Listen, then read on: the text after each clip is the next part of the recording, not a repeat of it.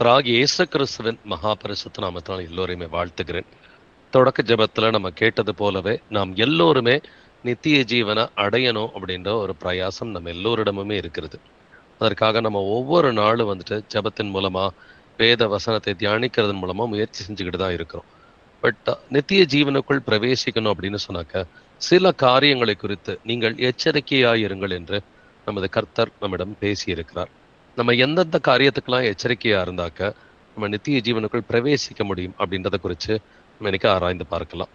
வாசிக்கலாம். மார்க் 13ஆம் அதிகாரம் 33வது வசனம். மார்க் 13:33.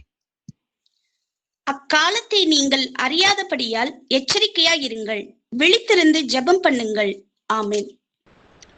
இயேசு கிறிஸ்து இந்த வசனத்தை பேசும் பொழுது என்ன சொல்றாரு? அக்காலத்தை நீங்கள் அறியாதபடியால் எச்சரிக்கையாயிருங்கள், விழித்திருந்து ஜெபம் பண்ணுங்கள் அப்படின்னு சொல்றாரு. அப்ப எச்சரிக்கையா இருக்க வேண்டிய காலகட்டம் எதுனா, இயேசு கிறிஸ்துவின் 2ஆம் வருகையின் காலகட்டத்துல நம்ம ரொம்பவுமே எச்சரிக்கையா இருக்கணும். எச்சரிக்கையா இருந்து என்ன செய்ய சொல்றது? கர்த்தர் சொல்றாரு, விழித்திருந்து ஜெபம் பண்ணுங்கள் என்றும் எழுதியிருக்கிறது. நம்ம ரொம்ப எச்சரிக்கையா இருந்து விழித்திருந்து ஜெபிக்கக்கூடிய காலகட்டம் இந்த ஒரு காலகட்டமா இருக்கிறது. இதே மார்க் 13:23 வாசிக்கலாம். மார்க் 13:23. நீங்களோ எச்சரிக்கையா இருங்கள், இதோ எல்லாவற்றையும் முன்னதாக உங்களுக்கு அறிவித்திருக்கிறேன். ஆமென். நீங்களோ எச்சரிக்கையாயிருங்கள், இதோ எல்லாவற்றையும் முன்னதாக உங்களுக்கு அறிவித்திருக்கிறேன். அப்ப எல்லா காரியத்தை குறிச்சும் இயேசு கிறிஸ்து நமக்கு சொல்லி கொடுத்ததுனால எச்சரிக்கையாயிருங்கள், விழிப்பாயிருங்கள். ஏன்னா அந்த 10 கன்னிகைகளின் ஓமையில பாத்தீங்கன்னா, அங்க எல்லோருமே நித்திரை மயக்கம் அடைந்து தூங்கி விட்டார்கள் என்று எழுதியிருக்கிறது. அப்பொழுது ஒரு எச்சரிப்பின் சத்தம் வரும் பொழுது அதுல 5 பேர் தான் அவங்க தயாரிப்போட இருக்கிறாங்க. மீதி 5 பேர் தயாரிப்போட இல்ல. அதனாலதான் இயேசு கிறிஸ்து சொல்கிறார், நீங்களோ எச்சரிக்கையா இருங்கள், எல்லாவற்றையும் முன்னதாக உங்களுக்கு அறிவித்திருக்கிறது. இந்த அதிகாரம் வாசிச்சு பாத்தீங்கன்னா மார்க் 13, மத்தேயு 24, லூக்கா 21, இது எல்லாமே கடைசி காலத்தை குறித்து 2ஆம் வருகையை குறித்த அடையாளங்களா இருக்கிறது. அப்ப இந்த 2ஆம் வருகையின் அடையாளங்கள் இயேசு கிறிஸ்து இந்த அதிகாரங்கள்ல மட்டும் சொன்னது மட்டும் இல்லாம நமக்கும் தமது பரிசுத்த ஆவியினாலே விளக்கி சொல்லி இருக்கிறார். இயேசு கிறிஸ்துவின் வருகைக்கு முன்னாடி என்னென்ன அடையாளங்கள்லாம் நடக்கும், அவருடைய வருகையின் காலகட்டம் எப்படி இருக்கும் அப்படின்றத குறித்து கர்த்தர் நமக்கு சொல்லி கொடுத்திருக்கிறார். அந்த அடையாளங்கள் எல்லாம் கடந்த ஒரு 6 ஆண்டுகளா ஒவ்வொரு அடையாளங்களா நம்ம பார்த்துக்கிட்டு தான் வரோம். அப்படின்னாக்க நம்ம எல்லாவற்றையும் குறித்து அறிந்த பிள்ளைகளா இருக்கிறதுனால எச்சரிக்கையா இருந்து விழித்திருந்து ஜெபிக்கிற பிள்ளைகளா இருக்கணும். வாசிக்கலாம். 2 பேதுரு 3ஆம் அதிகாரம் வசனங்கள் 17 முதல் 18 வரைக்கும். 2 Peter chapter 3 verses 17 to 18. ஆதலால் பிரியமானவர்களே, இவைகளை முன்னமே நீங்கள் அறிந்திருக்கிறபடியால் அக்கிரமக்காரருடைய வஞ்சகத்திலே நீங்கள் இழுப்புண்டு உங்கள் உறுதியிலிருந்து விலகி விழுந்து போகாதபடிக்கு எச்சரிக்கையாயிருந்து நம்முடைய கர்த்தரும் இரட்சகருமாகிய இயேசு கிறிஸ்துவின் கிருபையிலும் அவரை அறிகிற அறிவிலும் வளருங்கள். அவருக்கு இப்பொழுதும் என்றென்றைக்கும் மகிமை உண்டாவதாக. ஆமென். ஆமென். பிரியமானவர்களை என்று சபையை குறித்து தான் ஆவியானவர் எழுதுறார். இவைகளை முன்னமே நீங்கள் அறிந்திருக்கிறபடியால். இவைகளைன்னு சொன்னா இவைகளைன்னு ஆராய்ந்து பார்த்தீங்கன்னாக்க 2 பேதுரு 3ஆம் அதிகாரத்துல நெருப்புனால இந்த உலகத்துல ஒரு பெரிய அழிவு இருக்குன்னு சொல்லி கர்த்தர் சொல்றாரு. சோ இந்த நெருப்புனால ஒரு பெரிய அழிவு இருக்கும். இதெல்லாம் நீங்கள் முன்னமே அறிந்திருக்கிறபடியால் உங்கள் உறுதியிலிருந்து விலகி விழுந்து விடாதபடிக்கு எச்சரிக்கையா இருந்து. நம்ம ஏற்கனவே கர்த்தருடைய கிருபையில உறுதியோட தாங்க இருக்கிறோம். நம்மில் அநேகர் சத்தியத்தை அறிந்த நாள் முதற்கொண்டு இன்னைக்கு வரைக்கும் நம்ம தேவன் ஒருவரை என்பதை விசுவாசித்து இயேசு கிறிஸ்துவின் நாமத்தினால் ஞானஸ்நானம் எடுத்து ஆவியின் கனியில வளர்ந்து கொண்டு இருக்கிறோம். வெளியில புறப்பட்டு போய் சுவிசேஷம் அறிவிக்கிற பிள்ளைகளா இருக்கிறோம். அப்படின்னா உங்கள் உறுதியிலிருந்து விலகி விழுந்து போகாதபடிக்கு எச்சரிக்கையாயிருங்கள் என்று இந்த வசனம் சொல்கிறது. அது மட்டும் இல்லாம நம்முடைய கர்த்தரும் இரட்சகருமாகிய இயேசு கிறிஸ்துவின் கிருபையிலும் அவரை அறிகிற அறிவிலும் வளருங்கள். 2 பேதுரு இந்த புஸ்தகம் முழுவதும் வாசிச்சு பாத்தீங்கன்னா கர்த்தரை அறிகிற அறிவு என்று மீண்டும் மீண்டும் எழுதப்பட்டிருக்கிறது. கர்த்தரை அறிகிற அறிவிலையும் அவரை கிருபையிலையும் தொடர்ந்து வளருகிற பிள்ளைகளா இருக்கணும். கர்த்தர் வரதுக்கு இன்னொரு 1 வருஷம் 2 வருஷம் 3 வருஷம் ஆனாலும் தொடர்ந்து ஒவ்வொரு வருஷமும் கர்த்தரை அறிகிற அறிவிலே நாம் வளர வேண்டும். கனி கொடுக்கிற பிள்ளைகளா இருக்கணும். இதுதான் கர்த்தர் நம்மிடம் எதிர்பார்க்கிறார். முதலாவது காரியம் எல்லாத்தையும் நம்ம தெரிஞ்சு வச்சிருக்கிறோம். கர்த்தருடைய கிருபையினால நமக்கு இந்த கடைசி காலங்களுக்குரிய தீர்க்க தரிசனங்கள், அடையாளங்கள் எல்லாவற்றையும் தெரிந்த பிள்ளைகளா இருக்கிறோம். இப்ப நமக்கு இருக்கிற ஒரே ஒரு பிரச்சனை என்னது? தூங்கிடக்கூடாது இல்லைங்களா? உங்கள் உறுதியிலிருந்து விலகி விழுந்து போகாதபடிக்கு எச்சரிக்கையாயிருந்து கர்த்தரை அறிகிற அறிவிலே வளருங்கள் என்று எழுதியிருக்கிறது. 1ஆம் சங்கீதம் சொல்றது போல, கர்த்தருடைய வேதத்தில் பிரியமாயிருந்து அதை இரவும் பகலும் தியானிக்கிற மனுஷன் பாக்கியவான் என்று எழுதியிருக்கிறபடி, கர்த்தருடைய வேதத்தை இரவும் பகலும் தியானிக்கிற பிள்ளைகளா இருந்து அதன்படி கீழ்ப்படுகிற பிள்ளைகளா இருக்கணும். வாசிக்கலாம். உபாகமம் 4ஆம் அதிகாரம் 10வது வசனம். டியூட்ரானமி 4:10. உன் கண்கள் கண்ட காரியங்களை நீ மறவாத படிக்கும், உன் ஜீவனுள்ள நாளெல்லாம் அவைகள் உன் இருதயத்தை விட்டு நீங்காத படிக்கும் நீ எச்சரிக்கையாயிருந்து உன் ஆத்துமாவை ஜாக்கிரதையாய் காத்துக்கொள். அவைகளை உன் பிள்ளைகளுக்கும் உன் பிள்ளைகளின் பிள்ளைகளுக்கும் அறிவிக்க கடவாய். ஆமென். இந்த வசனத்திலையும் எச்சரிக்கை அப்படின்ற வார்த்தை இருக்கு. இதுவரைக்கும் நம்ம வாசித்த எல்லா வசனங்களையும் எச்சரிக்கைன்ற வார்த்தை இருக்குது. உன் கண்கள் கண்ட காரியங்களை நீ மறவாதபடிக்கும், உன் ஜீவனுள்ள நாளெல்லாம் அவைகள் உன் இருதயத்தை விட்டு நீங்காதபடிக்கும் நீ எச்சரிக்கையாயிருந்து உன் ஆத்துமாவை ஜாக்கிரதையாய் காத்துக்கொள். இப்ப கர்த்தருடைய மகத்துவங்களை பத்தி நம்ம வேதத்துல வாசிக்கிறது மட்டும் இல்லாம நம்முடைய வாழ்க்கையிலேயே ருசி பார்த்திருக்கிறோம் இல்லைங்களா? அப்ப அவைகளை குறித்து நம்ம எச்சரிக்கையாயிருந்து உங்கள் ஆத்துமாக்களை ஜாக்கிரதையாய் காத்து கொள்ளுங்கள் என்று வசனம் சொல்கிறது. அது மட்டும் இல்லாம அவைகளை உன் பிள்ளைகளுக்கும் உன் பிள்ளைகளின் பிள்ளைகளுக்கும் அறிவிக்க கடவாய். ஏன்னா முதலாவது யோசிச்சு பாருங்க, உங்க பிள்ளைங்களோட டெய்லி பைபிளை பத்தி பேசுறீங்களா? அட்லீஸ்ட் ஒரு வசனமாவது, 2 வசனமாவது, 3 வசனமாவது. திரும்ப திரும்ப இதைத்தான் ஆவியானவர் நமக்கு உணர்த்திக்கிட்டே இருக்கிறார். உங்க பிள்ளைங்களோட டெய்லி 1 வசனம், 2 வசனம், 3 வசனமாவது நீங்க டெய்லி பேசுறீங்களா? அதனுடைய அர்த்தங்களை நீங்க சொல்லி கொடுக்குறீங்களா? இப்ப ஒரு சிலர் சொல்றாங்க, எங்க பிள்ளைங்க நல்ல வசனத்தை மனப்பாடம் பண்றாங்க. மனப்பாடம் பண்றது நமக்கு பிரயோஜனமே கிடையாது. சில பிள்ளைங்க மனப்பாடம் பண்ணுங்க, அதனுடைய அர்த்தம் தெரியவே தெரியாது. இப்ப நிறைய கட்டிட சபைகள்ல கூட பாத்தீங்கன்னா, சின்ன பிள்ளைங்க நல்ல பைபிள் வசனத்தை மனப்பாடம் பண்ணுங்க.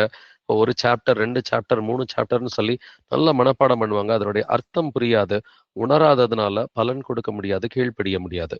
நமக்குமே பிள்ளைகளை மனப்பாடம் பண்ண வைக்கிறத காட்டிலும் அதனுடைய அர்த்தங்களை சொல்லி கொடுத்து அந்த வசனத்தை உணர வச்சு அந்த வசனத்துக்கு கீழ்ப்படுகிற பிள்ளைகளா நம்ம மாத்தணும். கர்த்தர் நமக்கு எச்சரிக்கையா இருந்து என்ன செய்யணும்னு சொல்றாரு? முதல்ல உன் ஆத்மாவை காப்பாத்திக்க, 2வது உன் பிள்ளைகளுக்கும் உன் பிள்ளைகளின் பிள்ளைகளுக்கும் அறிவிக்க கடவாய். உங்க பிள்ளைங்களோட, உங்க பேர பிள்ளைங்களோட வசனத்தை பேசுங்க. அந்த பிள்ளைக்கு 1 வயசு தான் ஆகுது, 2 வயசு தான் ஆகுது, 3 வயசு தான் ஆகுது, அதுக்கு வசனம் புரியாது அப்படின்னு சொல்றது நம்முடைய விசுவாச குறைச்சல். நான் திரும்பவும் சொல்றேன், குழந்தைங்க சின்ன பிள்ளைங்க, அதுங்களுக்கு புரியாது. அதுக்கு 1 வயசு, 2 வயசு, 3 வயசுன்னு சொல்றது நம்முடைய விசுவாச குறைச்சலா இருக்கிறது. பிள்ளைங்களுக்கு எந்த வயசா இருந்தாலும் நம்ம இயேசு கிறிஸ்துவின் நாமத்தை சொல்லும் பொழுது பிள்ளைங்க புரிஞ்சுக்குவாங்க. அவங்க அதை எக்ஸ்பிரஸ் பண்றதுக்கு வேணா அவங்களுக்கு ஒரு சில வயசு தேவைப்படும். அதை வாய்மொழியா அவங்க எக்ஸ்பிரஸ் பண்றதுக்கு வேணா ஒரு 5 வயசு 10 வயசு தேவைப்படும். அதை புரிஞ்சுக்கிறதுக்கு நீங்க சிறு வயதுல இருந்தே, 1 வயசு 2 வயசு 3 வயசுல இருந்தே நீங்க தாராளமா வசனத்தை சொல்லி கொடுக்கலாம். அதனால எச்சரிக்கையா இருந்து உன் ஆத்மாவையும் காப்பாத்திக்கிட்டு உன்னுடைய பிள்ளைகளுக்கும் பிள்ளைகளின் பிள்ளைகளுக்கும் சொல்லிக் கொடுன்னு சொல்லி கர்த்தர் சொல்றாரு. இப்ப நம்ம முதலாவது எச்சரிக்கையா இருக்க வேண்டியது, கர்த்தரை அன்பு கூறுகிற காரியத்துல எச்சரிக்கையா இருக்கும். ஏன்னா கர்த்தர் சொன்னா அதுல ஒரு அர்த்தம் இருக்கும். அவர் அறியாம எதையுமே சொல்லியிருக்க மாட்டார். எல்லாமே ஒரு அர்த்தத்தோட தான் கர்த்தர் பேசி இருக்கிறார். இப்ப முதலாவது முழு இருதயத்தோட நான் இயேசு கிறிஸ்துவை அன்பு செய்கிறேனா அப்படிங்கிறதான் நம்ம முதலாவது சோதித்து அறிய வேண்டிய ஒரு காரியம். வாசிக்கலாம். யோசுவா 23ஆம் அதிகாரம் 11வது வசனம். ஜோஷுவா 23:11. ஆகையால் உங்கள் தேவனாகிய கர்த்தரில் அன்பு கூறும்படி உங்கள் ஆத்துமாக்களை குறித்து மிகவும் எச்சரிக்கையாயிருங்கள். ஆமென். மிகவும் எச்சரிக்கையாயிருங்கள் என்று இங்க ஆவியானவர் எதை குறித்து பேசுகிறார்? உங்கள் தேவனாகிய கர்த்தரில் அன்பு கூறும்படி உங்கள் ஆத்துமாக்களை குறித்து. இப்ப இயேசு கிறிஸ்துவ நான் எப்படி அன்பு கூற முடியும்? அவரை தான் நான் பார்க்கவே இல்லையே. என் மேல் அன்பா இருந்தால் என் கற்பனைகளை கை கொள்ளுங்கள் என்று வேதம் சொல்கிறது. அப்ப இயேசு கிறிஸ்துவ எனக்கு பிடிக்கும்னு 1000 பேர் சொல்றாங்க. அப்படின்னாக்க இயேசு கிறிஸ்துவின் கற்பனைகளுக்கு, அவருடைய கட்டளைகளுக்கு நம்ம கீழ்ப்படுகிறோமா? அப்ப அதனாலதான் உங்கள் ஆத்துமாக்களை குறித்து மிகவும் எச்சரிக்கையாயிருங்கள். ஏன்னா காணாத நேரத்துல கூட தவறான சிந்தனைகள் நம்முடைய இருதயத்துக்குள்ளார வரதுக்கு வாய்ப்பு இருக்கு. இப்ப நம்ம மட்டும் தனியா உட்கார்ந்து இருக்கிறப்ப தவறான சிந்தனைகள் வரதுக்கு வாய்ப்பு இருக்கு. இல்ல யூடியூப்ல போய் தவறான காரியங்களை பார்க்கறதுக்கு ஒரு வாய்ப்பு இருக்குது. அப்படின்னாக்க உங்கள் ஆத்துமாக்களை குறித்து மிகவும் எச்சரிக்கையா இருங்கள். இப்ப மத்தவங்க பாக்குறாங்கன்றதுக்காக நான் கீழ்ப்படிய வேண்டாம். பட் இயேசு கிறிஸ்துவை நான் அன்பு செய்கிறேன். எதுக்காக தான் நான் கீழ்ப்படுகிறேன் இல்லைங்களா? இயேசு கிறிஸ்து என்னை அன்பு செய்வதற்காக இந்த பூமியிலே அவர் பிரவேசித்தார். எனக்காக தன்னுடைய ஜீவனை கொடுத்தார். என்னுடைய பாவத்திற்காக தன்னுடைய இரத்தத்தை சிந்தினார். அப்படின்றப்ப நான் அவர் அன்பு செய்யறது 4 பேர் பார்க்கறாங்கன்றது கிடையாது. என்னுடைய கணவனோ, மனைவியோ, பிள்ளைகளோ, என்னுடைய பெற்றோரோ பார்க்கறாங்கன்றதுக்காக அவருக்கு நான் கீழ்ப்படியறதில்ல. அவரை நான் அன்பு செய்கிறதுனால, என் மேல் அன்பா இருந்தால் என் கட்டளைகளை கைக்கொள்ளுங்கள் என்று இயேசு கிறிஸ்து சொல்லியிருக்கிறார். முதலாவது நாம் எச்சரிக்கையா இருக்க வேண்டிய காரியம் வந்துட்டு, இயேசுவ முழு இருதயத்தோட நம்ம அன்பு செய்யறோமா? அப்படிங்கிறத நம்மை நாமே நிதானித்து அறிவோம். 1 கொரிந்தியர் 16ஆம் அதிகாரம் 22வது வசனத்தை வாசிக்கலாம். 1 Corinthians 16:22. ஒருவன் கர்த்தராகிய இயேசு கிறிஸ்துவனிடத்தில் அன்பு கூறாமற் போனால் அவன் சபிக்கப்பட்டவனாய் இருக்க கடவன். கர்த்தர் வருகிறார். ஆமென். ஒருவன் கர்த்தராகிய இயேசு கிறிஸ்துவினிடத்தில் அன்பு கூறாமற் போனால் அவன் சபிக்கப்பட்டவனாய் இருக்க கடவன். கர்த்தர் வருகிறார். இப்ப கர்த்தர் வர்றாருன்னா நம்ம என்னங்க பண்ணணும்? அவரை அன்பு செய்ய வேண்டும். அப்ப நாம எல்லாத்துக்கும் ஒரு ஒரு காமன் ரூல் கர்த்தர் வச்சிருக்கிறார். நம்ம இயேசு கிறிஸ்துவ முழு இருதயத்தோட அன்பு செய்யறோமா இல்லையான்றதுக்கு ஒரு காமனான ஒரு பேசிக்கான ஒரு பிரின்சிபல் என்னன்னா, முதலாவது பர்சனலா வேதத்தை ஆராய்ந்து வாசிக்கிறோமா? கர்த்தருடைய வேதத்தை பிரியமா இருந்து வாசித்து பர்சனலா ஜெபிக்கிறோமா? இது முதல் காரியம். பர்சனல் லெவல்ல வேதம் வந்துட்டு பிரியமா இருந்து வாசித்து, பிரியமா இருந்து நம்ம பர்சனல் பிரேயர் பண்றோமா? 2வது விஷயம், குடும்பமா வேதத்தை ஆராய்ந்து பார்க்கிறீர்களா? குடும்பமா உட்காந்து ஃபேமிலி பிரேயர் பண்றீங்களா? 3வது காரியம் வந்துட்டு, சபை கூடுகைக்கு நீங்க போறீங்களா? புறப்பட்டு போய் சுவிசேஷம் அறிவிக்கிறீங்களா? ஸோ பர்சனலா செய்ய வேண்டியது 2 காரியம். குடும்பமா செய்ய வேண்டியது 2 காரியம். சபையோடு சேர்ந்து செய்ய வேண்டியது 2 காரியம். பர்சனலா பிரியமா இருந்து வேதத்தை வாசித்து நம்ம பர்சனல் பிரேயர் பண்றோமா? இதை யோசிச்சு பாருங்க. 2வது குடும்பமா வேதத்தை ஆராய்ந்து பார்க்கிறோமா? குடும்பமா ஜெபிக்கிறோமா? 3வது சபையோடு சேர்ந்து சபை கூடுதல் செய்யறோமா? சபையில இருக்கிற ஒரு 1, 2 பேரோட சேர்ந்து புறப்பட்டு போய் ஊழியம் பார்க்கிறோமா? இந்த 3 லெவல்ல வந்துட்டு கிளியரா ஆன்சர் கிடைச்சிரும். நம்ம எந்த லெவலுக்கு இயேசு கிறிஸ்துவ அன்பு செய்றோம் இல்லைன்றது. அப்ப இதுவரைக்கும் இது முழுமையா நடக்கலைனாக்க, இன்னையில இருந்தாவது இத முழுமையா வந்துட்டு நம்ம ஸ்டார்ட் பண்ணி தான் ஆகணும். ஏன்னா ஒருவன் கர்த்தராகிய இயேசு கிறிஸ்துவ வந்துட்டு அன்பு செய்றதுன்னா எப்படி சொல்ல முடியும்? கட்டளைகளை கடைபிடிக்கிறதன் மூலமா தான் நான் இயேசு கிறிஸ்துவ அன்பு செய்றேன்னு சொல்ல முடியும். நான் டெய்லி பைபிள் வந்துட்டு பிரியத்தோட வாசிக்கிறேன். டெய்லி பிரியத்தோட போய் நான் பர்சனல் பிரேயர் பண்றேன். நாங்க பிரியமா உட்காந்து எங்க குடும்பமா உட்காந்து வசனத்த அட்லீஸ்ட் 1 வசனம், 2 வசனம், 3 வசனமாவது குடும்பத்தோட டிஸ்கஸ் பண்றீங்களா? உங்களுக்கு 1 மணி நேரம் டைம் இல்லாம இருக்கலாம். அட்லீஸ்ட் 1 வசனம், 2 வசனம், 3 வசனத்தையாவது டிஸ்கஸ் பண்றதுக்கு நிச்சயமா டைம் இருக்கும். அப்படி நீங்க ஆரம்பிச்சீங்கன்னாக்க, கர்த்தர் வந்துட்டு அதிக நேரத்த வந்து நிச்சயமா குடுப்பாரு. குடும்பத்தோட வேதத்த ஆராய்ந்து பார்த்துட்டு, குடும்பத்தோட வந்துட்டு நீங்க பிரேயர் வந்துட்டு பண்றீங்களா? அடுத்து சபையோடு கூட வந்துட்டு நீங்க சபை கூடுதல் செய்றீங்களா? இல்ல சபையாரோட சேர்ந்து புறப்பட்டு போய் சுவிசேஷம் அறிவிக்கிறீங்களா? அப்ப இதுக்கெல்லாம் சில காரியங்கள் தடையா இருக்கும். உலக கவலைகளும், ஐஸ்வர்யத்தின் மயக்கமும், பலவித சிற்றின்பங்களும், இச்சைகளும். இந்த 4 காரியங்கள் இருந்துச்சுன்னா, இந்த விஷயங்கள செய்ய விடாது. நீங்க பர்சனலா பைபிள் படிக்க முடியாது. பர்சனலா பிரேயர் பண்ண முடியாது. எப்பொழுதும் பிஸியா இருக்கிறேன்ற மாரி தான் நாட்கள் ஓடும். அதுல உலக கவலைகள், ஐஸ்வர்யத்தின் மயக்கம், பலவித சிற்றின்பங்கள், இச்சைகள். முதலாவது வசனமா வாசிக்கலாம். லூக்கா 12:15. லூக் 12:15. பின்பு அவர் அவர்களை நோக்கி, பொருளாசையை குறித்து எச்சரிக்கையாய் இருங்கள். ஏனெனில் ஒருவனுக்கு எவ்வளவு திரளான ஆஸ்தி இருந்தாலும் அது அவனுக்கு ஜீவன் அல்ல என்றார். ஆமென். ஆமென். பொருள் ஆசையை குறித்து எச்சரிக்கையா இருங்கள் அப்படிங்கிறார். நம்ம இதுவரைக்கும் வாசித்த எல்லா வசனங்கள்லையும் எச்சரிக்கை என்ற வார்த்தை இருக்கிறது இல்லைங்களா? பொருள் ஆசையை குறித்து எச்சரிக்கையா இருங்கள். ஒருவனுக்கு எவ்வளவு திரளான ஆஸ்தி இருந்தாலும் அது அவனுக்கு ஜீவன் அல்ல. இயேசு கிறிஸ்து தெளிவா பொருள் ஆசை பத்தி பேசியிருக்கிறார். மத்தேயு 13ஆம் அதிகாரத்துல விதைக்கிறவனுடைய ஓமை இருக்குது. களைகளுக்குரிய ஓமைகள் நிறைய ஓமைகள் இருக்கு. அதுல கர்த்தர் தெளிவாவே சொல்றார் வந்துட்டு, உலக கவலைகளும், ஐஸ்வர்யத்தின் மயக்கமும், பலவித சிற்றின்பங்களும், இச்சைகளும் இதுதான் முட்கள் என்று அவர் பேசுகிறார். அப்ப இந்த முட்கள் வந்துட்டு விதையை, அதாவது வசனத்தையே நெருக்கி போடும் என்று சொல்றாரு. அந்த பொருள் ஆசை குறித்து ரொம்ப ரொம்ப எச்சரிக்கையா இருக்கணும். பணக்காரனாகணுன்ற ஒரு சிந்தனையே வந்துட்டு பரலோக ராஜ்யத்துக்கு உங்களை கூட்டிட்டு போகாது. பணக்காரனாகணுன்ற ஒரு சிந்தனை இருக்கக்கூடாது. நமக்கு என்ன தேவையோ கர்த்தர் அதை நமக்கு நிச்சயமா கொடுப்பாரு. உபாகமம் 8ஆம் அதிகாரம் 17 முதல் 18 வசனங்களை வாசிக்கலாம். Deuteronomy chapter 8 verses 17 to 18. என் சாமர்த்தியமும் என் கைபலனும் இந்த ஐஸ்வர்யத்தை எனக்கு சம்பாதித்தது என்று நீ உன் இருதயத்தில் சொல்லிக் கொள்ளாமலும் இருக்க எச்சரிக்கையா இருந்து உன் தேவனாகிய கர்த்தரை நினைப்பாயாக. அவரே உன் பிதாக்களுக்கு ஆணையிட்டு கொடுத்த தம்முடைய உடன்படிக்கையை உறுதிப்படுத்தும்படி இந்நாளில் உனக்கு உண்டாயிருக்கிறது போல ஐஸ்வர்யத்தை சம்பாதிக்கிறதற்கான பலனை உனக்கு கொடுக்கிறவர். ஆமென். ஆமென். ஒரு சிலர் வந்துட்டு ஒரு காலகட்டத்துல நல்லா சம்பாரிச்சிருப்பாங்க. சம்பாரிச்ச பிறகு அந்த சம்பாரிச்ச பணத்தை எல்லாத்தையும் வந்துட்டு ஒழுங்கா எப்படி பாதுகாக்கிறதுன்னு தெரியாம எல்லாத்தையுமே இழந்து போயிருப்பாங்க. காரணம் என்னன்னா, இந்த வசனம் சொல்கிறது, என் சாமர்த்தியமும் என் கைபலனும் இந்த ஐஸ்வர்யத்தை எனக்கு சம்பாதித்தது என்று நீ உன் இருதயத்தில் சொல்லிக் கொள்ளாமலும் இருக்க எச்சரிக்கையா இருன்னு கர்த்தர் சொல்றார். இருதயத்துல கூட சிந்திக்காத, இது ஏன் திறமை, ஏன் அறிவு, என்னுடைய நான் கஷ்டப்பட்டு உழைச்சேன், ராப்பகலா கண் முழிச்சேன், இதெல்லாம் கிடையவே கிடையாது. உன் தேவனாகிய கர்த்தரை நினைப்பாயாக என்று எழுதியிருக்கிறது. அவரே உன் பிதாக்களுக்கு ஆணையிட்டு கொடுத்த தம்முடைய உடன்படிக்கையை உறுதிப்படுத்தும்படி இந்நாளில் உனக்கு உண்டாயிருக்கிறது போல ஐஸ்வர்யத்தை சம்பாதிக்கிறதற்கான பலனை உனக்கு கொடுக்கிறவர். இயேசு கிறிஸ்து தாங்க நமக்கு பணம் சம்பாதிக்கிறதுக்கான பலனை கொடுக்கிறாரு. நான் சம்பாரிச்சேன், ஏன் அறிவு, ஏன் உழைப்பு, ஏன் சாமர்த்தியம், இது நம்ம சிந்திச்சோம்னு சொன்னாக்க இது பெருமையின் ஆவி. இதுல ஒரு சிலர் மனம் திரும்பலைனாக்கா அவங்க சம்பாரிச்ச பணத்தை கூட இழந்து போய் பின் நாட்கள்ல கடன்ல போய் மாட்டிக்குவாங்க. அதனால இந்த ஐஸ்வர்யத்தின் மயக்கம், ஐஸ்வர்யம் சம்பாரிச்ச பிறகும் ஒரு பெருமைக்குரிய ஆட்டிடியூடு வந்துட்டு வரும். அந்த பெருமைக்குரிய ஆட்டிடியூடு வந்தா கூட வந்துட்டு நம்ம பரலோக ராஜ்யத்துல நுழைய முடியாது. வாசிக்கலாம் எபிரேயர் 13ஆம் அதிகாரம் 5வது வசனம், ஹீப்ரூஸ் 13:5. நீங்கள் பண ஆசை இல்லாதவர்களாய் நடந்து உங்களுக்கு இருக்கிறவைகள் போதும் என்று எண்ணுங்கள்.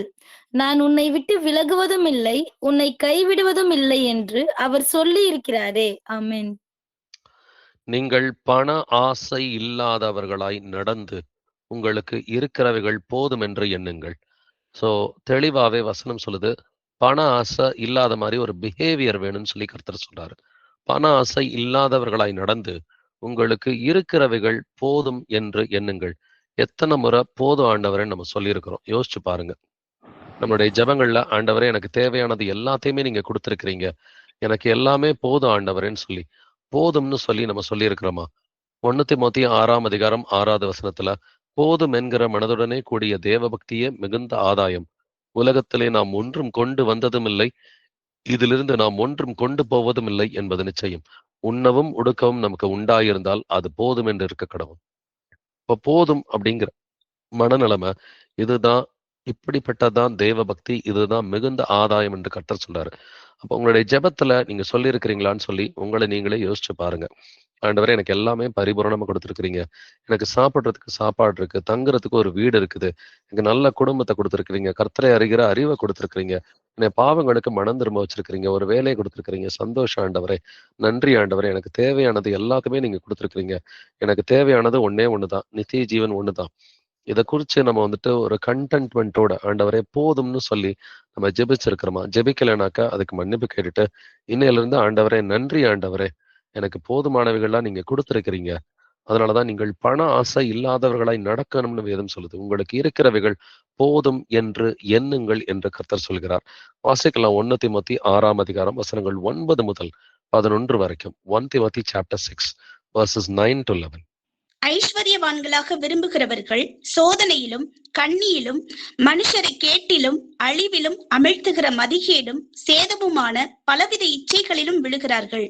பண ஆசை எல்லா தீமைக்கும் வேறாயிருக்கிறது. சிலர் அதை இச்சித்து விசுவாசத்தை விட்டு வழுவி அநேக வேதனைகளாலே தங்களை உருவ குத்தி கொண்டிருக்கிறார்கள். நீயோ தேவனுடைய மனுஷனே, இவைகளை விட்டோடி நீதியையும் தேவ பக்தியையும் விசுவாசத்தையும் அன்பையும் பொறுமையையும் சாந்த குணத்தையும் அடையும்படி நாடு. ஆமென். ஆமென்.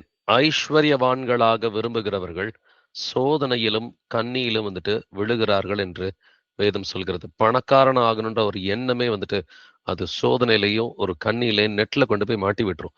இது மதிகேடும் சேதமுமான பலவித இச்சைகளிலும் விழுகிறார்கள் என்று எழுதியிருக்கிறது. மதிகேடான காரியத்தை செய்வாங்க, பணக்காரனானு சொல்லி ஆசைப்படுறவங்க மதிகேடான காரியத்தை செய்வாங்க, பொய் சொல்லுவாங்க, கெட்ட வார்த்தை சொல்லுவாங்க, கோபப்படுவாங்க, லஞ்சம் கொடுப்பாங்க, லஞ்சம் வாங்குவாங்க, என்ன காரியம் வேணா செய்வாங்க. வசனம் சொல்கிறது பண ஆசை எல்லா தீமைக்கும் வேறாயிருக்கிறது. சிலர் அதை இச்சித்து விசுவாசத்தை விட்டு வழுவி என்று எழுதியிருக்கிறது. இதை நல்லா கொஞ்சம் ஆழமாவே புரிஞ்சுக்கலாம். பணத்தை இச்சிக்கிறவங்க விசுவாசத்தை விட்டு விலகி போயிருவாங்க. ஸோ பணக்காரர்களா இருக்கிறது தப்பு கிடையாது, பணம் சம்பாதிக்கிறதும் தப்பு கிடையாது, பணத்தை இச்சிக்கிறது தப்புன்னு சொல்லி கர்த்தர் வந்துட்டு சொல்றாரு. அப்ப அநேக போதகர்கள் இன்னைக்கு வந்துட்டு தசம பாகம் வேணும், காணிக்க வேணும்னு சொல்லி வாயை விட்டு கேட்டு வாங்குறாங்க. இது என்னது? பண ஆசை. இவங்களுக்கெல்லாம் விசுவாசம் இருக்குமா? விசுவாசம் இருக்காது. விசுவாசத்தை விட்டு வழுவி என்று எழுதி இருக்கிறது இல்லைங்களா? இவங்கெல்லாம் விசுவாசத்தை விட்டு வழுவி போயிடுறாங்க. அநேக கிறிஸ்தவர்கள் இன்னைக்கு உலக தேவைகளுக்காக தான் இயேசு கிறிஸ்துவை தேடுகிறவர்களா இருக்கிறாங்க. எனக்கு வேலை வேணும், எனக்கு சம்பளம் வேணும், எனக்கு வீடு வேணும், கார் வேணும்னு சொல்லி இயேசு கிறிஸ்துவை பிடித்துக் கொள்வதே உலக ஆசைகளுக்காக தான் பிடித்துக் கொள்கிறார்கள். அப்ப இப்படிப்பட்டவர்கள் வந்துட்டு இவங்களுக்கு விசுவாசம் இருக்குமான்னு பார்த்தா இவர்கள் விசுவாசத்தை விட்டு வழுவி என்று எழுதியிருக்கிறது. பட் நாம என்ன செய்யணுமா? நீயோ தேவனுடைய மனுஷனே, இவைகளை விட்டோடி நீதியையும் தேவ பக்தியையும் விசுவாசத்தையும் அன்பையும் பொறுமையும் சாந்த குணத்தையும் அடையும்படி நாடு. நாம் எதை அடையும்படி நாட வேண்டும்? நீதியை தேடுங்க. தேவ நீதியை தேடுகிற பிள்ளைகளா இருக்கணும். சுய நீதியை அல்ல, தேவ நீதியை தேடுகிற பிள்ளைகளா இருக்கணும். தேவ பக்தியையும் விசுவாசத்தையும் அன்பையும் பொறுமையும், அதாவது ஆவியின் கனியை நீ போய் நாடி தேடுன்னு சொல்லி கர்த்தர் சொல்றாரு. வாசிக்கலாம் சங்கீதம் 119 வசனங்கள் 35 முதல் 36 வரைக்கும். Psalm 119 verses 35 to 36. உமது கற்பனைகளின் பாதையில் என்னை நடத்தும், நான் அதில் பிரியமாய் இருக்கிறேன். என் இருதயம் பொருளாசையை சாராமல் உமது சாட்சிகளை சாரும்படி செய்யும். ஆமேன். என் இருதயம் பொருளாசையை சாராமல் உமது சாட்சிகளை சாரும்படி செய்யும். இதை தாவீது கேட்டதுனால தாவீது பொருளாசை இல்லாம இருந்தார். அப்படின்னா நாமளும் முதல்ல இதை கேட்கணும். ஆண்டவரே, நானும் என்னுடைய குடும்பத்தாரும் பொருளாசை இல்லாமல் ஜீவிக்கணும். ஆண்டவரே, எங்களுக்கு கிருபையை கொடுங்கன்னு சொல்லி ஜெபத்துல கேட்கிற பிள்ளைகளா இருக்கணும். நான் உலக கவலைகளும் ஐஸ்வர்யத்தின் மயக்கமும் பலவித சிற்றின்பங்களும் இச்சைகளும் வசனத்தை நெருக்கி போடும் என்று எழுதியிருக்கிறது. பிரசங்கி 5ஆம் அதிகாரம் வசனங்கள் 10 முதல் 12 வரை வாசிக்கலாம். Ecclesiastes chapter 5 verses 10 to 12. பணப்பிரியன் பணத்தினால் திருப்தி அடைவதில்லை, செல்வ பிரியன் செல்வ பெருக்கினால் திருப்தி அடைவதில்லை. இதுவும் மாயையே. பொருள் பெருகினால் அதை தின்கிறவர்களும் பெருகுகிறார்கள். அதை உடையவர்கள் தங்கள் கண்களினால் அதை காண்பதேயன்றி அவர்களுக்கு பிரயோஜனம் என்ன?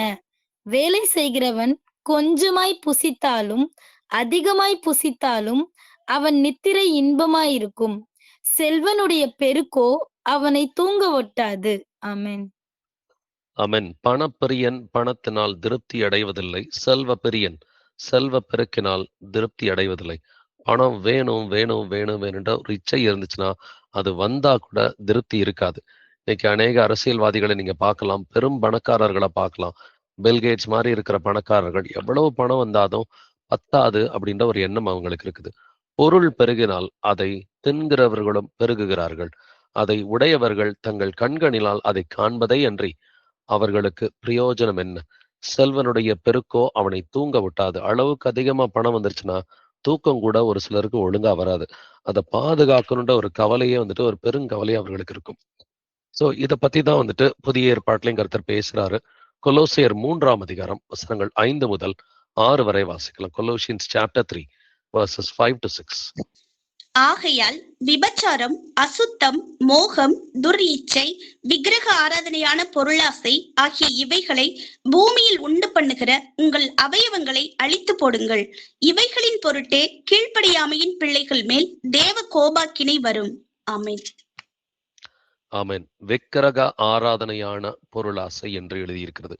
பொருளாசை எப்படிப்பட்டது? பொருள் சம்பாதிக்கிறது தப்பு கிடையாதுங்க. பொருள் சம்பாதிக்கிறது தப்பு இல்லை. ஒரு சிலர் அதிகமாகவும் சம்பாதிக்கிறாங்க. அதிகமா சம்பாதிக்கிறதும் தவறு கிடையாது. ஆனா பொருட்கள் மேல இருக்கிற இச்சை இருக்கு இல்லைங்களா? அது பணமா இருக்கட்டும், ஒரு சிலருக்கு பொருட்கள் மேல நிறைய ஷாப்பிங் பண்ணணும் அப்படின்ற ஒரு இச்சை இருக்கும். அதுவும் பொருளாசை தான். அதிகமான பொருட்களை வாங்கி அமேசான்ல வாங்கி குமிச்சுக்கிட்டே இருப்பாங்க. இன்னைக்கு அமேசான் பத்தாதுன்ட்டு பிளிங்கிட் அது இதுன்ட்டு நிறைய வந்துட்டு இன்ஸ்டன்ட் கிராட்டிஃபிகேஷன் ஆப்ஸ் எல்லாம் வந்துருச்சு. ஸோ இன்ஸ்டன்ட் கிராட்டிஃபிகேஷன் அமேசான்ல ஆட் பண்ணா எனக்கு 2 நாள் 3 நாள் கழிச்சு வரும்.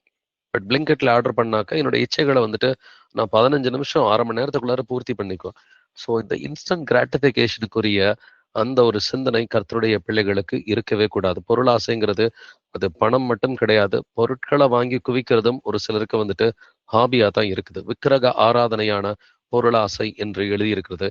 இவைகளின் பொருட்டே கீழ்ப்படியாமின் பிள்ளைகள் மேல் தேவ கோபாக்கினை வரும். தேவ கோபாக்கினை எந்தெந்த காரியத்தினால் வருது? ஒண்ணு விபச்சாரம், அசுத்தம், மோகம், துர்இச்சை.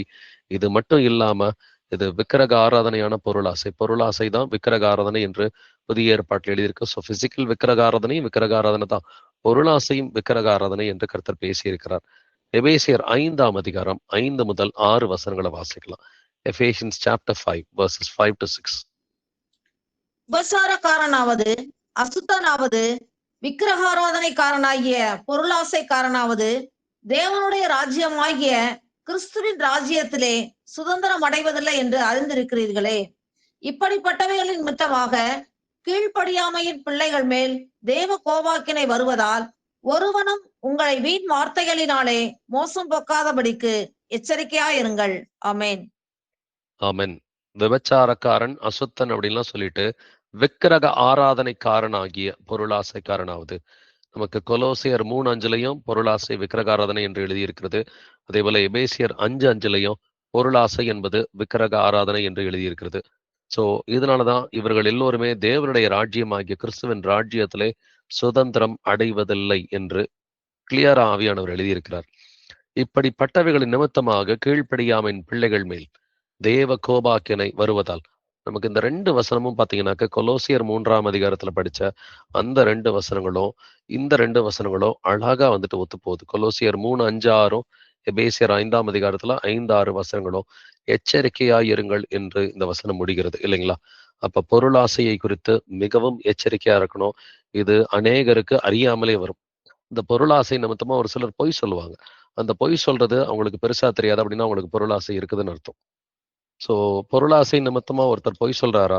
பொய் சொல்றாரு. அந்த பொருளாசை அவங்கள மற்ற பாவங்கள் செய்ய தூண்டுதா? பொருளாசையினால வந்துட்டு அவங்க லஞ்சம் வாங்குறாங்களா? பொருளாசை நிமித்தமா லஞ்சம் கொடுக்குறாங்களா? அப்படின்னா அவங்களுக்கு பொருளாசை இருக்குதுன்னு சொல்லி அர்த்தம். சோ ஒரு பாவம் மற்ற பாவங்களை தூண்டுகிறதா அப்படின்றத கவனிச்சு பார்க்கணும். இந்த பொருளாசைன்றது நம்மள வந்து நித்திய ஜீவன்ல நுழைய விடாது. வாசிக்கலாம். 2 கொரிந்தியர் 8ஆம் அதிகாரம் வசனங்கள் 20 முதல் 21 வரை. 2 Corinthians chapter 8 verses 20 to 21. எங்கள் ஊழியத்தினாலே சேர்க்கப்படும் இந்த மிகுதியான தர்ம பணத்தை குறித்து ஒருவனும் எங்களை குற்றப்படுத்தாதபடிக்கு நாங்கள் எச்சரிக்கையாயிருந்து கர்த்தருக்கு முன்பாக மாத்திரமல்ல, மனுஷருக்கு முன்பாகவும் யோக்கியமானவைகளை செய்ய நாடுகிறோம். ஆமென். ஆமென். சபைகள்ல கூட வந்துட்டு ஏழைகளுக்கு உதவி செய்யறதுக்காக சபையில இருக்கிற ஒரு சில பொதுவான காரியங்களுக்காக பணம் எல்லாம் வந்துட்டு கலெக்ட் பண்றாங்க இல்லைங்களா? அதைத்தான் வந்துட்டு இங்க ஆவியானவர் எழுதுறாரு. எங்கள் ஊழியத்தினாலே சேர்க்கப்படும் இந்த மிகுதியான தர்ம பணத்தை குறித்து. தர்ம பணம் என்பது ஏழை விசுவாசிகளுக்காக கொடுப்பதற்காக அந்த காலத்துல சேர்க்கப்பட்ட ஒரு பணம். சோ இந்த தர்ம பணத்தை குறித்து ஒருவனும் எங்களை குற்றப்படுத்தாதபடிக்கு நாங்கள் எச்சரிக்கையாயிருந்து. அப்போ ஊழியம் செய்கிறவர்கள், இங்க விசுவாசிகள் உற்சாகமா வந்துட்டு பணத்தை கொடுக்குறாங்க, ஏழைகளுக்கு உதவி செய்யுங்க, யாருக்காவது சகோதர சகோதரிகளுக்கு வந்துட்டு நீங்க உதவி செய்யுங்கன்னு சொல்லி உங்க பணம் கொடுத்தாங்கன்னா அந்த பணத்தை கொடுத்து கூட அவர்கள் எச்சரிக்கையா இருந்து, ஒருவரும் குற்றப்படுத்தாதபடிக்கு அவர்கள் எச்சரிக்கையா இருந்து கர்த்தருக்கு முன்பாக மாத்திரமல்ல மனுஷருக்கு முன்பாகவும் யோக்கியமானவைகளை செய்ய நாடுகிறோம். அப்ப பொருளாசை என்பது எந்த விதத்துல வேணா வரலாம். பர்சனல் லெவல், ஃபேமிலி லெவல், சபைக்குரிய லெவல். இன்னைக்கு அநேகர் விழுந்து போகிறது இந்த சபைக்குரிய லெவல்ல வந்துட்டு பொருளாசையில அநேகர் விழுந்து போறாங்க. பட் அநேகர் பர்சனல் லெவல்ல பொருளாசையில இருக்கிறாங்க. பொருளாசை பாவம் செய்ய தூண்டுதா? பொய் சொல்ல தூண்டுதா? லஞ்சம் வாங்க தூண்டுதா? இல்ல லஞ்சம் கொடுக்கறதுக்கு தூண்டுதா? அப்படின்னா அங்க பொருளாசை இருக்குதுதான். அப்ப எதுக்காக இதெல்லாம் பேசுறோம்னா, கர்த்தர் எச்சரிக்கையாயிருங்கள் என்று சொல்லி இருக்கிறார். எச்சரிக்கையா இல்லைனாக்க உன் ஆத்மாவை இழந்து போயிருவ. உலக கவலைகளும் ஐஸ்வர்யத்தின் மயக்கமும் பலவித சிற்றின்பங்களும் இச்சைகளும். இப்ப பொருளாசை குறிச்சு பார்த்துட்டோம். இப்ப உலக கவலையை குறிச்சு நம்ம பார்க்கலாம். லூக்கா 21ஆம் அதிகாரம் 34வது வசனம் வாசிக்கலாம். லூக் 21:34. உங்கள் இருதயங்கள் பெருந்திண்டியினாலும் வெறியினாலும் லௌகிக கவலைகளினாலும் பாரமடையாத படிக்கும் நீங்கள் நினையாத நேரத்தில் அந்த நாள் உங்கள் மேல் வராத படிக்கும் எச்சரிக்கையா இருங்கள். ஆமென். உங்கள் இருதயங்கள் பெருந்திண்டியினாலும் வெறியினாலும் லௌகீக கவலைகளினாலும் பாரமடையாதபடிக்கு நீங்கள் நினையாத நேரத்தில் இந்த நாள் உங்கள் மேல் வராத எச்சரிக்கையாயிருங்கள். அப்ப பெருந்திண்டி கடைசி நாட்கள்ல ரொம்ப மோசங்க. இன்னைக்கு ஜொமேட்டோ, ஸ்விக்கி மாதிரி வந்துட்டு கம்பெனிஸ்லாம் எல்லாம் மிகப்பெரிய கம்பெனிஸா இருக்கிறாங்க. அவங்களுடைய இந்த ரெவன்யூ, அவங்களுடைய மார்க்கெட் கேபிட்டலைசேஷன்லாம் பார்த்தா 10,000 கோடி, 50,000 கோடி, 1,00,000 கோடி இருக்குது. கர்த்தர் தெளிவா சொல்லியிருக்கிறாரு, கடைசி நாட்கள்ல பெருந்திண்டி இருக்கும். ஸோ அதுக்கு சாட்சிகளா தான் இந்த ஜொமேட்டோ, ஸ்விக்கி மாதிரி கம்பெனிஸ்லாம் இருக்குது. பெருந்திண்டி கடைசி நாட்கள்ல வந்துட்டு இருக்கும். பெருந்திண்டியினாலும் வெறியினாலும். அப்ப பெருந்திண்டி இருக்கக்கூடாது, வெறி இருக்கக்கூடாது. லௌகீக கவலைகளினாலும், உலக கவலைகள் இது வசனத்தை நெருக்கி போடும். அது பெருந்திண்டியா இருக்கட்டும். பெருந்திண்டி வந்துட்டு ஒரு இச்சை தான் இல்லைங்களா? அந்த இச்சை வந்துட்டு வசனத்தை நெருக்கி போடும். வெறியினாலும், அது என்ன வெறி? ஒரு சிலருக்கு வந்துட்டு திராட்சை ரசம் குடிக்கிறதுல ஒரு வெறி இருக்கும். ட்ரிங்க் சாப்பிடுறதுல, ஆல்கஹால் சாப்பிடுறதுல ஒரு வெறி இருக்கும். பெருந்தண்டியினாலும், வெறியினாலும், லௌகீக கவலைகளினாலும். லௌகீக கவலைலாம் என்னது? நான் என் பிள்ளைக்கு எப்படி வேலை வாங்கி கொடுப்பேன்? எப்படி என் பிள்ளைக்கு நான் கல்யாணம் பண்ணி வைப்பேன்? இல்ல என் பிள்ளைய எப்படி ஒழுங்கா படிக்க வைப்பேன்? இல்ல எப்படி இந்த காரியங்கள் எல்லாம் செய்யறது? எதிர்காலத்தை குறித்த ஒரு கவலையா இருக்கும். லௌகீக கவலைகள் இது எல்லாமே வசனத்தை நெருக்கி போடும் என்று எழுதியிருக்கிறது. அப்ப பொருளாசை குறித்து பார்த்தோம். அது நமக்கு இருக்கு. கர்த்தர் சொல்றாரு. லௌகீக கவலைகள் நம்ம இருக்கக்கூடாதுன்னு சொல்லி கர்த்தர் சொல்றாரு. பெருந்திண்டி இருக்கக்கூடாதுன்னு சொல்லி கர்த்தர் தெளிவா பேசியிருக்கிறாரு. இன்னொரு வசனம் வாசிக்கலாம். நியாயாதிபதிகள் 13ஆம் அதிகாரம் 4வது வசனம். ஜட்ஜஸ் 13:4. ஆதலால் நீ திராட்சை ரசமும் மதுபானமும் குடியாதபடிக்கும் தீட்டானது ஒன்றும் ருசியாதபடிக்கும் எச்சரிக்கையாயிரு. ஆமென். கர்த்தருடைய பிள்ளைகளுக்கு இது எச்சரிக்கையாக கொடுக்கப்பட்டிருக்கிறது. நீ திராட்சை ரசமும் மதுபானமும் குடியாதபடிக்கும் தீட்டானது ஒன்றும் புசியாதபடிக்கும் எச்சரிக்கையாயிரு.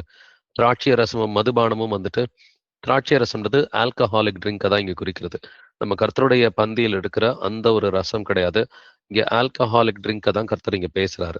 அப்ப பெருந்திண்டி இருக்கக்கூடாது, வெறி இருக்கக்கூடாது, லௌகீக கவலைகள் இருக்கக்கூடாது, மதுபானம் குடிக்கிற பழக்கம் இருக்கக்கூடாது, ஐஸ்வர்யத்தின் மயக்கம் இருக்கக்கூடாது. இவைகளை குறித்து எச்சரிக்கையாயிருங்கள் என்று கர்த்தர் சொல்கிறார். அதே போல குடும்பத்திலையும் கணவன் மனைவி உறவிலையும் வந்துட்டு எச்சரிக்கையா இருக்கணுன்றதை கர்த்தர் சொல்றாரு. வாசிக்கலாம். மல்கியா 2ஆம் அதிகாரம் வசனங்கள் 15 முதல் 16 வரைக்கும். மலக்காய் சாப்டர் 2 verses 15 to 16. அவர் ஒருவனை அல்லவா படைத்தார், ஆவி அவரிடத்தில் பரிபூர்ணமாய் இருந்ததே, பின்ன ஏன் ஒருவரை படைத்தார்? தேவ பக்தி உள்ள சந்ததியை பெறும்படிதானே. ஆகையால் ஒருவனும் தன் இளவயதின் மனைவிக்கு துரோகம் பண்ணாதபடிக்கு உங்கள் ஆவியை குறித்து எச்சரிக்கையாயிருங்கள். தள்ளிவிடுதலை நான் வெறுக்கிறேன் என்று இஸ்ரவேலின் தேவனாகிய கர்த்தர் சொல்லுகிறார். அப்படிப்பட்டவன் கொடுமையினால் தன் வஸ்திரத்தை மூடுகிறான் என்று சேனைகளின் கர்த்தர் சொல்லுகிறார். ஆகையால் நீங்கள் துரோகம் பண்ணாமல் உங்கள் ஆவியை குறித்து எச்சரிக்கையாயிருங்கள். ஆமென். ஆமென். ஒருவனும் தன் இளவயதின் மனைவிக்கு துரோகம் பண்ணாதபடிக்கு உங்கள் ஆவியை குறித்து எச்சரிக்கையாருங்கள். இன்னைக்கு இந்த விபச்சார மயக்கம்ன்றது உலகம் முழுவதும் இருக்கிறது. இதுக்கு அடிப்படையான ஒரு காரணம் வந்துட்டு டிவி பார்க்கறது, சினிமா பார்க்கறது, நாடகம் பார்க்கறது, இல்ல வந்துட்டு அதே போல செல்போன்ல வந்துட்டு ஆண்டவருக்கு பிடிக்காத காரியங்களை பார்க்கறது. ஒருவனும் தன் இளவயதின் மனைவிக்கு துரோகம் பண்ணாதபடிக்கு உங்கள் ஆவியை குறித்து எச்சரிக்கையாருங்கள் என்று கர்த்தர் சொல்கிறார். நீங்கள் துரோகம் பண்ணாமல் உங்கள் ஆவியை குறித்து எச்சரிக்கையாருங்கள். 2 வசனத்திலையும் முடிவு பகுதி ஒரே விதமா தான் இருக்குது. தள்ளி விடுதலை நான் வெறுக்கிறேன். இன்னைக்கு கிறிஸ்தவர்களே வந்துட்டு டைவர்ஸ் பண்றது தப்பு இல்லைன்னு சொல்லி நினைக்கிற அளவுக்கு இன்னைக்கு அந்த அளவுக்கு வந்துட்டு வசனங்கள் நிறைய பேரோட இருதயத்துக்குள்ளாரா இல்லாம போயிடுச்சு. இன்னைக்கு கட்டிட சபை போதகர்களும் காம்ப்ரமைஸ் பண்ற லெவல்ல தான் இந்த வசனங்களை பொறுத்த வரைக்கும் இருக்கிறாங்க. பட் நாம ரொம்ப ரொம்ப எச்சரிக்கையா இருக்கணும். நமக்கு தெரிந்தவர்கள் எல்லோருக்குமே இந்த வசனங்களை சொல்லிக் கொடுக்கறதுக்கு நம்ம கடமைப்பட்டவர்களா இருக்கணும். கர்த்தர் இந்த வசனத்தை சொல்லி முடிக்கிறது, எச்சரிக்கையா இருங்கள். அப்ப எச்சரிக்கையா இல்லைன்னா என்ன ஆகும்? நித்திய ஜீவனை இழந்துருவாங்க.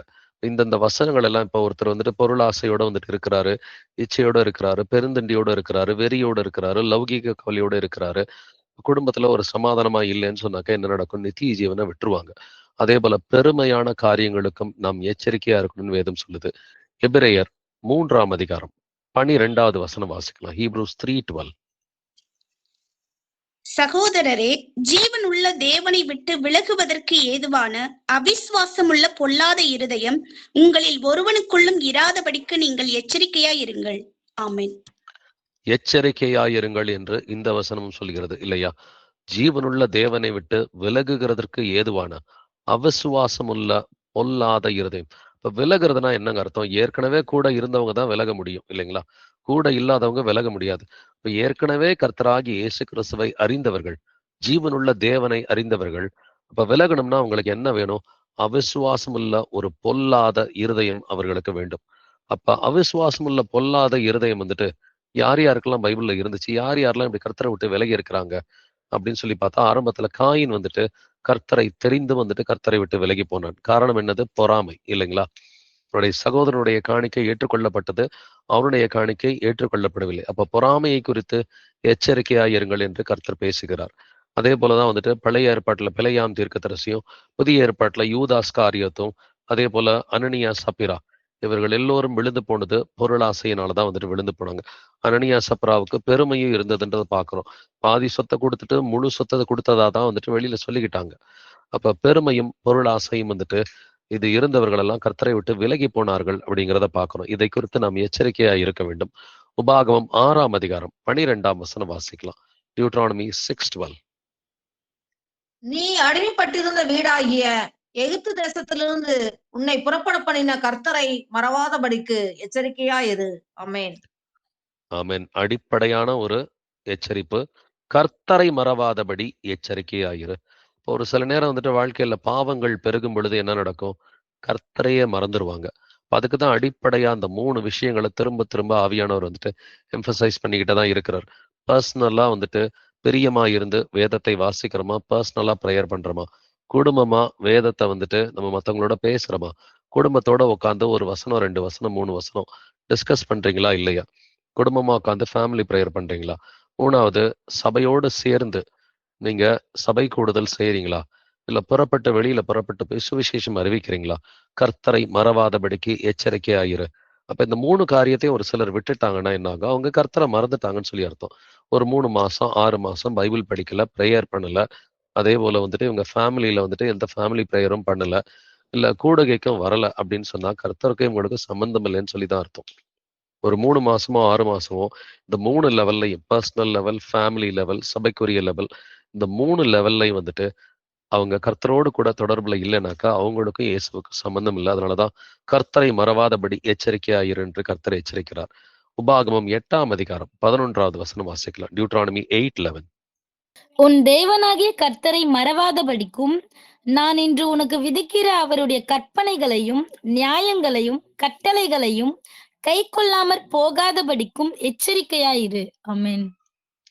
ஆமென். எச்சரிக்கையாயிரு என்று கர்த்தர் மீண்டும் சொல்கிறார். உன் தேவனாகிய கர்த்தரை மறவாதபடிக்கு எச்சரிக்கையாயிரு. அப்ப கர்த்தரை மறக்கிறதுனா என்னங்க அர்த்தம்? இப்ப இயேசு கிறிஸ்து யாருன்னே வந்துட்டு மறந்துடுவாங்களா? அப்படி அர்த்தம் கிடையாது. அவருடைய கட்டளைகளை மறந்துடுவாங்க. அவருடைய கட்டளைகள் தெரியும், ஆனா கீழ்ப்படிய மாட்டாங்க. அவருடைய கட்டளைகள் தெரிஞ்சும் கீழ்ப்படியலைனாக்க கட்டளைகளை மறக்கிறோம், கர்த்தரை மறக்கிறோம்னு சொல்லிதான் வந்துட்டு அர்த்தம். இதைத்தான் லூக்கா 11:35 கர்த்தர் அழகா சொல்றாரு. ஆகையால் உன்னில் உள்ள வெளிச்சம் இருள் ஆகாதபடிக்கு எச்சரிக்கையாயிரு. இப்ப வெளிச்சம் என்பது தேவனுடைய வசனம்.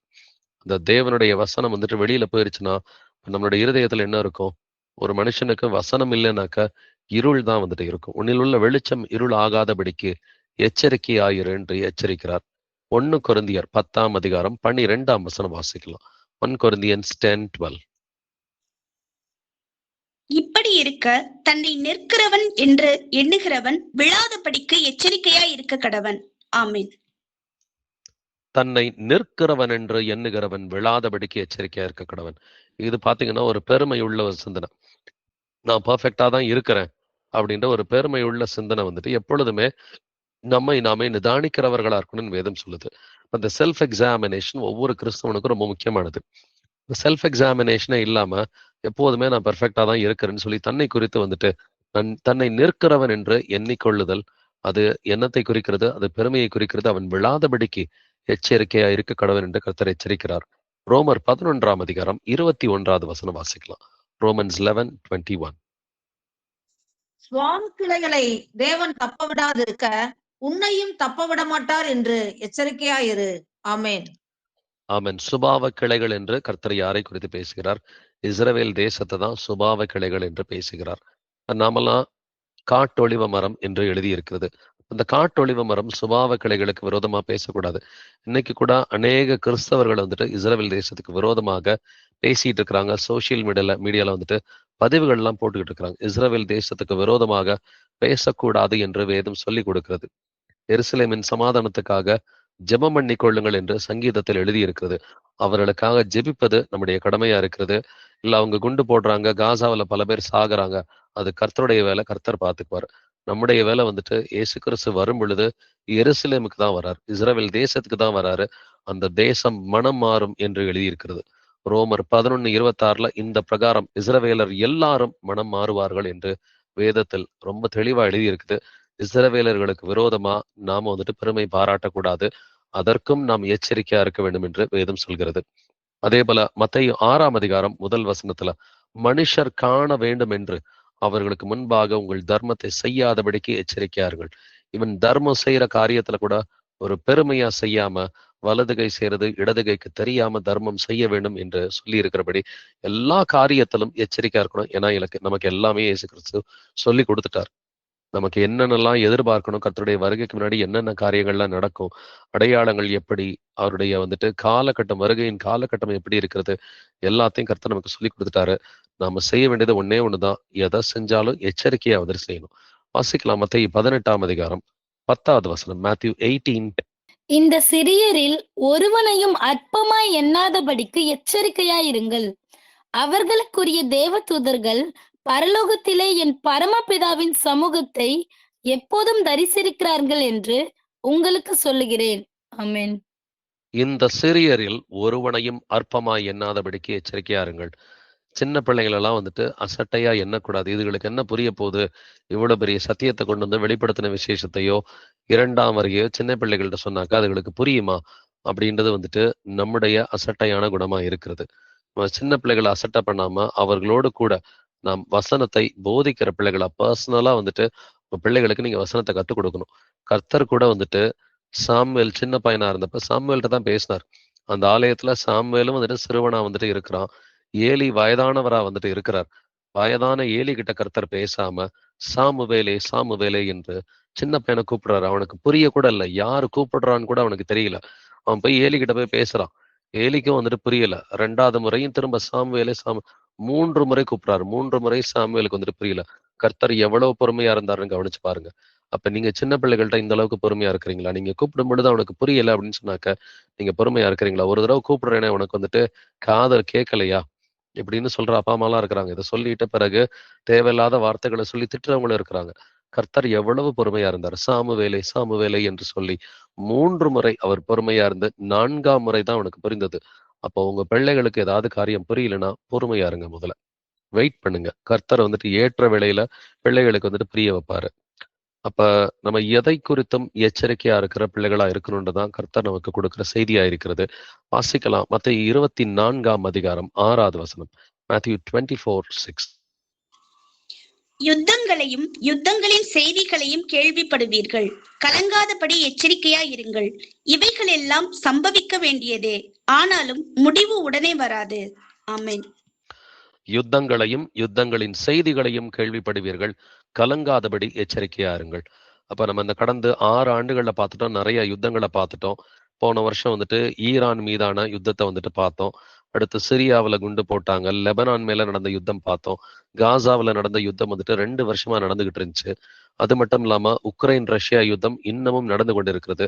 ரஷ்யாவில் அதே போல ஆப்பிரிக்காவில் அநேக யுத்தங்கள் நடந்து கொண்டிருக்கிறது. ஆசியாவில் இந்தியா பாகிஸ்தானுக்கு நடுவுல 2 முறை பிரச்சனை வந்துருச்சு. இந்தியா சைனாக்கு இடையில பிரச்சனை வந்துச்சு. அதே போல தாய்லாந்து, அதே போல கம்போடியா, இந்த நாடுகளுக்கு மத்தியில பிரச்சனைகளை பார்த்தோம். இன்னைக்கு இந்த வருஷம் தொடங்கணுமே ஜனவரி 2ஆம் தேதியே வெனிசுவேலா அப்படின்ற ஒரு சவுத் அமெரிக்கன் கண்ட்ரிக்குள்ளார அமெரிக்க இராணுவம் புகுந்து அவங்களுடைய நாட்டு தலைவரையும் அவருடைய மனைவியும் கடத்திட்டே வந்துட்டாங்க. அப்ப இந்த அளவுக்கு பாத்தீங்கன்னா உலகத்துல ஒரு அமளி நடந்து கொண்டிருக்கிறது. இந்த அமளியினால நாடுகளுக்கே என்ன செய்யறதுன்னு தெரியல. இந்த வேர்ல்டு எக்கனாமிக் ஃபாரம்னு சொல்லி இப்போ ஒரு லாஸ்ட் ஒரு வாரம் 10 நாள் ஒரு பெரிய மீட்டிங் நடந்துட்டு இருக்கு. அதுல ஐரோப்பிய நாடுகளே பயப்படுறாங்க, கனடா போன்ற நாடுகள் பயப்படுறாங்க. என்ன பண்றதுன்னு தெரியலையே. இந்த அமெரிக்கா இவ்வளவு சர்வாதிகாரி மாதிரி நடந்துகிட்டு இருக்கிறானே. இந்த அமெரிக்காவை பகிச்சுக்கிட்டு கனடாவெல்லாம் ஒன்றும் பண்ண முடியல, அமெரிக்காவை எதிர்த்துக்கிட்டு ஐரோப்பாவால ஒன்றும் பண்ண முடியல, வேற வழி இல்லைன்னு சொல்லி இந்தியாவோட ஒரு ட்ரேட் டீல் போடுற லெவலுக்கு இன்னைக்கு ஐரோப்பாவே பயந்துருக்கு. ஐரோப்பா இந்தியாவோட இந்த ட்ரேட் டீல் போட்டதுக்கு ஒரு முக்கிய காரணமே ட்ரம்ப்பை எதிர்க்கிறதுக்கு அவங்களால முடியல. அமெரிக்காவை எதிர்க்கிறதுக்கு என்ன பண்றதுன்னு தெரியல. அட்லீஸ்ட் இந்தியாவோட சப்போர்ட் இருந்தா நல்லா இருக்குமே. இப்போ இந்தியாவுக்கும் அதே தான். இந்தியா மேல, இந்தியன் குட்ஸ் மேல ஒரு 50% டாரிஃப் போட்டாங்க. அப்ப யுத்தங்களையும் யுத்தங்களின் செய்திகளையும் கேள்விப்படுவீர்கள். நாம செய்ய வேண்டியது ஒன்னே ஒண்ணுதான், கலங்காதபடிக்கு எச்சரிக்கையா இருங்கள். பெட்ரோல் கிடைச்சாலும் கர்த்தருக்கு ஸ்தோத்திரம் தான், பெட்ரோல் கிடைக்காட்டியும் கர்த்தருக்கு ஸ்தோத்திரம் தான். என்ன நடந்தாலும் கர்த்தருக்கு ஸ்தோத்திரம் தான். 3ஆம் உலக போர் வந்தாலும் கர்த்தர் நல்லவராக இருக்கிறார், கர்த்தர் நீதிபரராக இருக்கிறார் என்று நம்ம எப்பொழுதும் எச்சரிக்கையா இருந்து சிந்திக்கிற பிள்ளைகளா இருக்கணும். எச்சரிக்கையா இல்லைனாக்க கர்த்தரையே குற்றப்படுத்துற மாதிரி சிந்தனைகள் வரும். நான் காசாவில் யுத்தம் நடந்து அநேக சிறு பிள்ளைகள் இறந்து போனப்ப கர்த்தரையே குற்றப்படுத்தின அநேக கிறிஸ்தவர்களும் இருக்கிறாங்க. நம்ம என்னைக்குமே எச்சரிக்கையா இருந்து சிந்திக்கும் பொழுது பாத்தீங்கன்னாக்க சரியான முடிவுகளை நம்மளால எடுக்க முடியும். அதுபோல சபையை வழிநடத்துபவர்களுக்கும் கர்த்தர் எச்சரிப்பை கொடுக்கிறார். வாசிக்கலாம் அப்போஸ்தலர் 20ஆம் அதிகாரம் வசனங்கள் 28. ஆக்ட்ஸ் 20:28.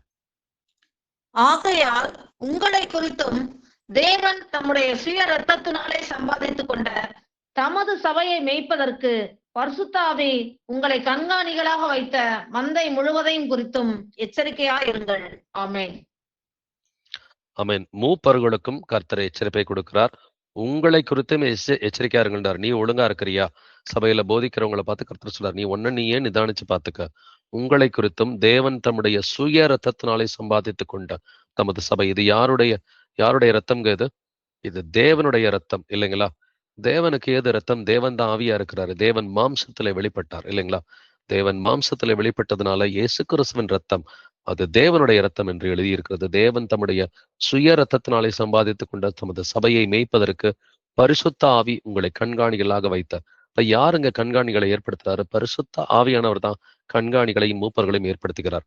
அந்த மந்தை முழுவதையும் குறித்து எச்சரிக்கையாருங்கள். ஏதோ கொஞ்சம் பேர் மட்டும் இல்ல, மந்தை முழுவதையும் குறித்து எச்சரிக்கையாருங்கள் என்று போதிக்கிறவங்களுக்கும் கர்த்தர் எச்சரிப்பை கொடுக்கிறார். இதே எச்சரிப்பை தான் பவுல் திமோத்திக்கு கொடுக்கிறார். 1 திமோத்தி 4ஆம் அதிகாரம் 16வது வசனத்துல உன்னை குறித்தும் உன் உபதேசத்தை குறித்தும் எச்சரிக்கையாயிரு என்று எழுதியிருக்கிறது. இப்ப முதல்ல போதிக்கிறவங்க தன்னை குறித்து எச்சரிக்கையா இருக்கணும். போதிக்கிற விஷயம் கரெக்டா தான் போதிக்கிறோமான்னு சொல்லி போதனையை குறித்தும் அவர்கள் எச்சரிக்கையா இருக்க வேண்டும். அப்ப இந்த காரியங்கள்லாம் கரெக்டா இருந்தா, மூப்பர்கள் கரெக்டா எச்சரிப்போடு இருந்தாக்க, சபையில வழி நடத்துறவங்களும் சீஷர்களும் எல்லாருமே எச்சரிக்கையோட தான் இருப்பாங்க. வாசிக்கலாம் கொலோசையர் 4ஆம் அதிகாரம் 17வது வசனம். கொலோசியன்ஸ் 4:17. அர்க்கிப்பை கண்டு நீ கர்த்தரிடத்தில் பெற்ற ஊழியத்தை நிறைவேற்றும்படி கவனமாய் இருப்பாயாகவென்று சொல்லுங்கள். ஆமென். அர்க்கிப்பை கண்டு நீ கர்த்தரிடத்தில் பெற்ற ஊழியத்தை நிறைவேற்றும்படி கவனமாய் இருப்பாயாகவென்று சொல்லுங்கள். அப்ப ஒரு சிலருக்கு ஊழிய அழைப்பை கர்த்தர் கொடுத்திருக்கிறாரு அப்படின்னு சொன்னா அந்த ஊழியத்தை நிறைவேற்றணும்னு சொல்லி நம்ம ஜாக்கிரதையா இருக்கணும், எச்சரிக்கையா இருக்கணும். கலாத்தியர் 6ஆம் அதிகாரம் 1 வசனத்திலையும் கர்த்தர் சொல்றாரு, யாராவது ஒருத்தர் தப்பு பண்ணிட்டாங்களா? ஒருவன் யாதொரு குற்றத்தில் அகப்பட்டால் ஆவிக்குரியவர்களாகிய நீங்கள் சாந்தமுள்ள ஆவியோட அப்படிப்பட்டவனை சீர் பொருந்த பண்ணுங்கள். நீயும் சோதிக்கப்படாதபடிக்கு உன்னை குறித்து எச்சரிக்கையாரு. யாராவது தவறு செஞ்சுட்டாங்கன்னா அவங்கள சாந்தமுள்ள ஆவியோட போய், சகோதரனே இது ஏசப்பாவுக்கு பிடிக்காது, நீ மாத்திக்கன்னு சொல்லி சாந்தமுள்ள ஆவியோட சீர் பொருந்த பண்ணணும். நீயும் சோதிக்கப்படாதபடிக்கு ரொம்ப ஜாக்கிரதையாருன்னு சொல்றாரு. அது மட்டும் இல்லாம கள்ள சகோதரர்களும் 1-2 பேர் நம்மளோட கூட இருப்பாங்க. பொல்லாத வேலையாட்கள் கள்ள சகோதரர் என்று எழுதியிருக்கிற மாதிரி 1-2 பேர் தப்பானவங்களும் நம்மளோட இருப்பாங்க. அது எதுக்காகனா நம்மளுடைய விசுவாசத்தை சோதிக்கிறதுக்காக கர்த்தர் வழக்கமா அப்படி வச்சிருப்பாரு. அவர்களுக்கும் நாம் எச்சரிக்கையா இருக்க வேண்டும். 2 திமோத்தி 4ஆம் அதிகாரம் வசனங்கள் 14 முதல் 15 வரை வாசிக்கலாம். 2 திமோத்தி chapter 4 verses 14 to 15. கண்ணானாகிய அலெக்சாந்தர் எனக்கு வெகு தீமை செய்தான்.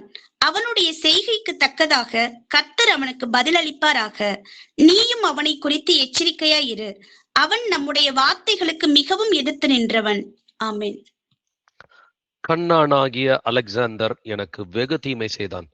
இந்த அலெக்சாந்தரும் இமனேயும் என்று இன்னொரு இடத்துல எழுதியிருக்கும். கண்ணானாகிய அலெக்சாந்தர் காப்பர் ஸ்மித் இல்லைங்களா?